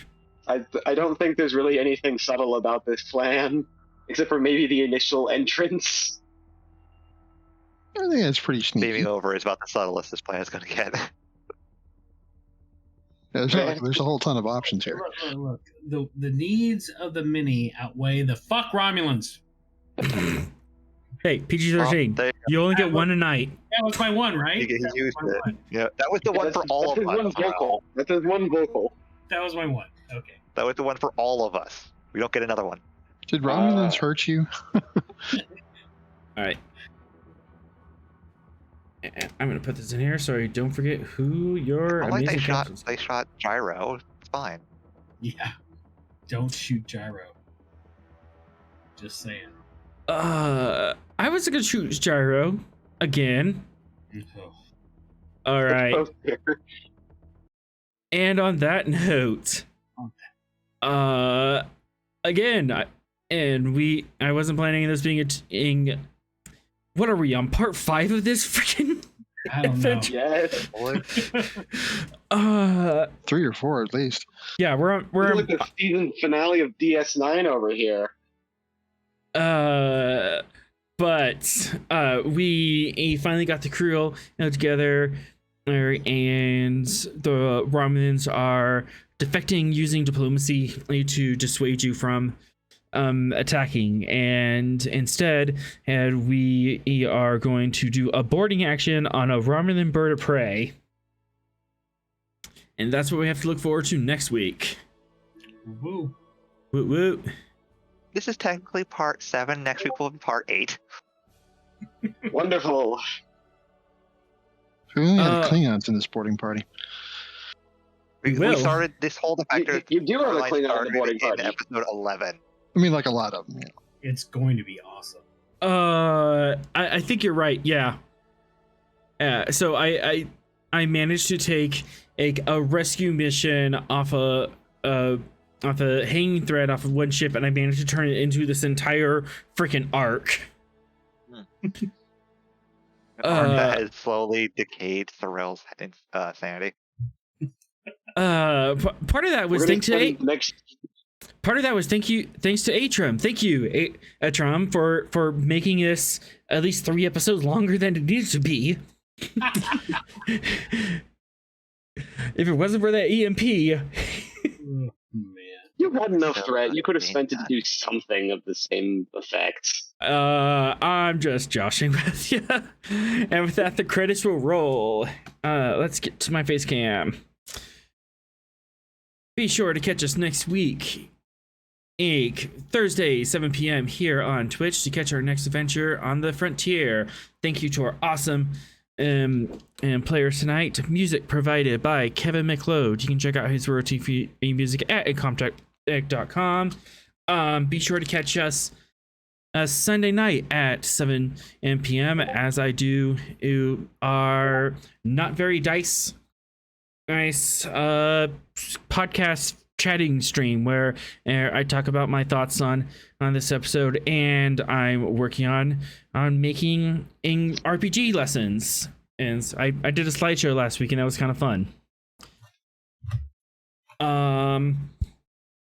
As always, we are forever grateful to Devious for giving us a tall ship, and to Gene Roddenberry for giving the stars to guide us. Until next time, fly true, stay safe, and take us out.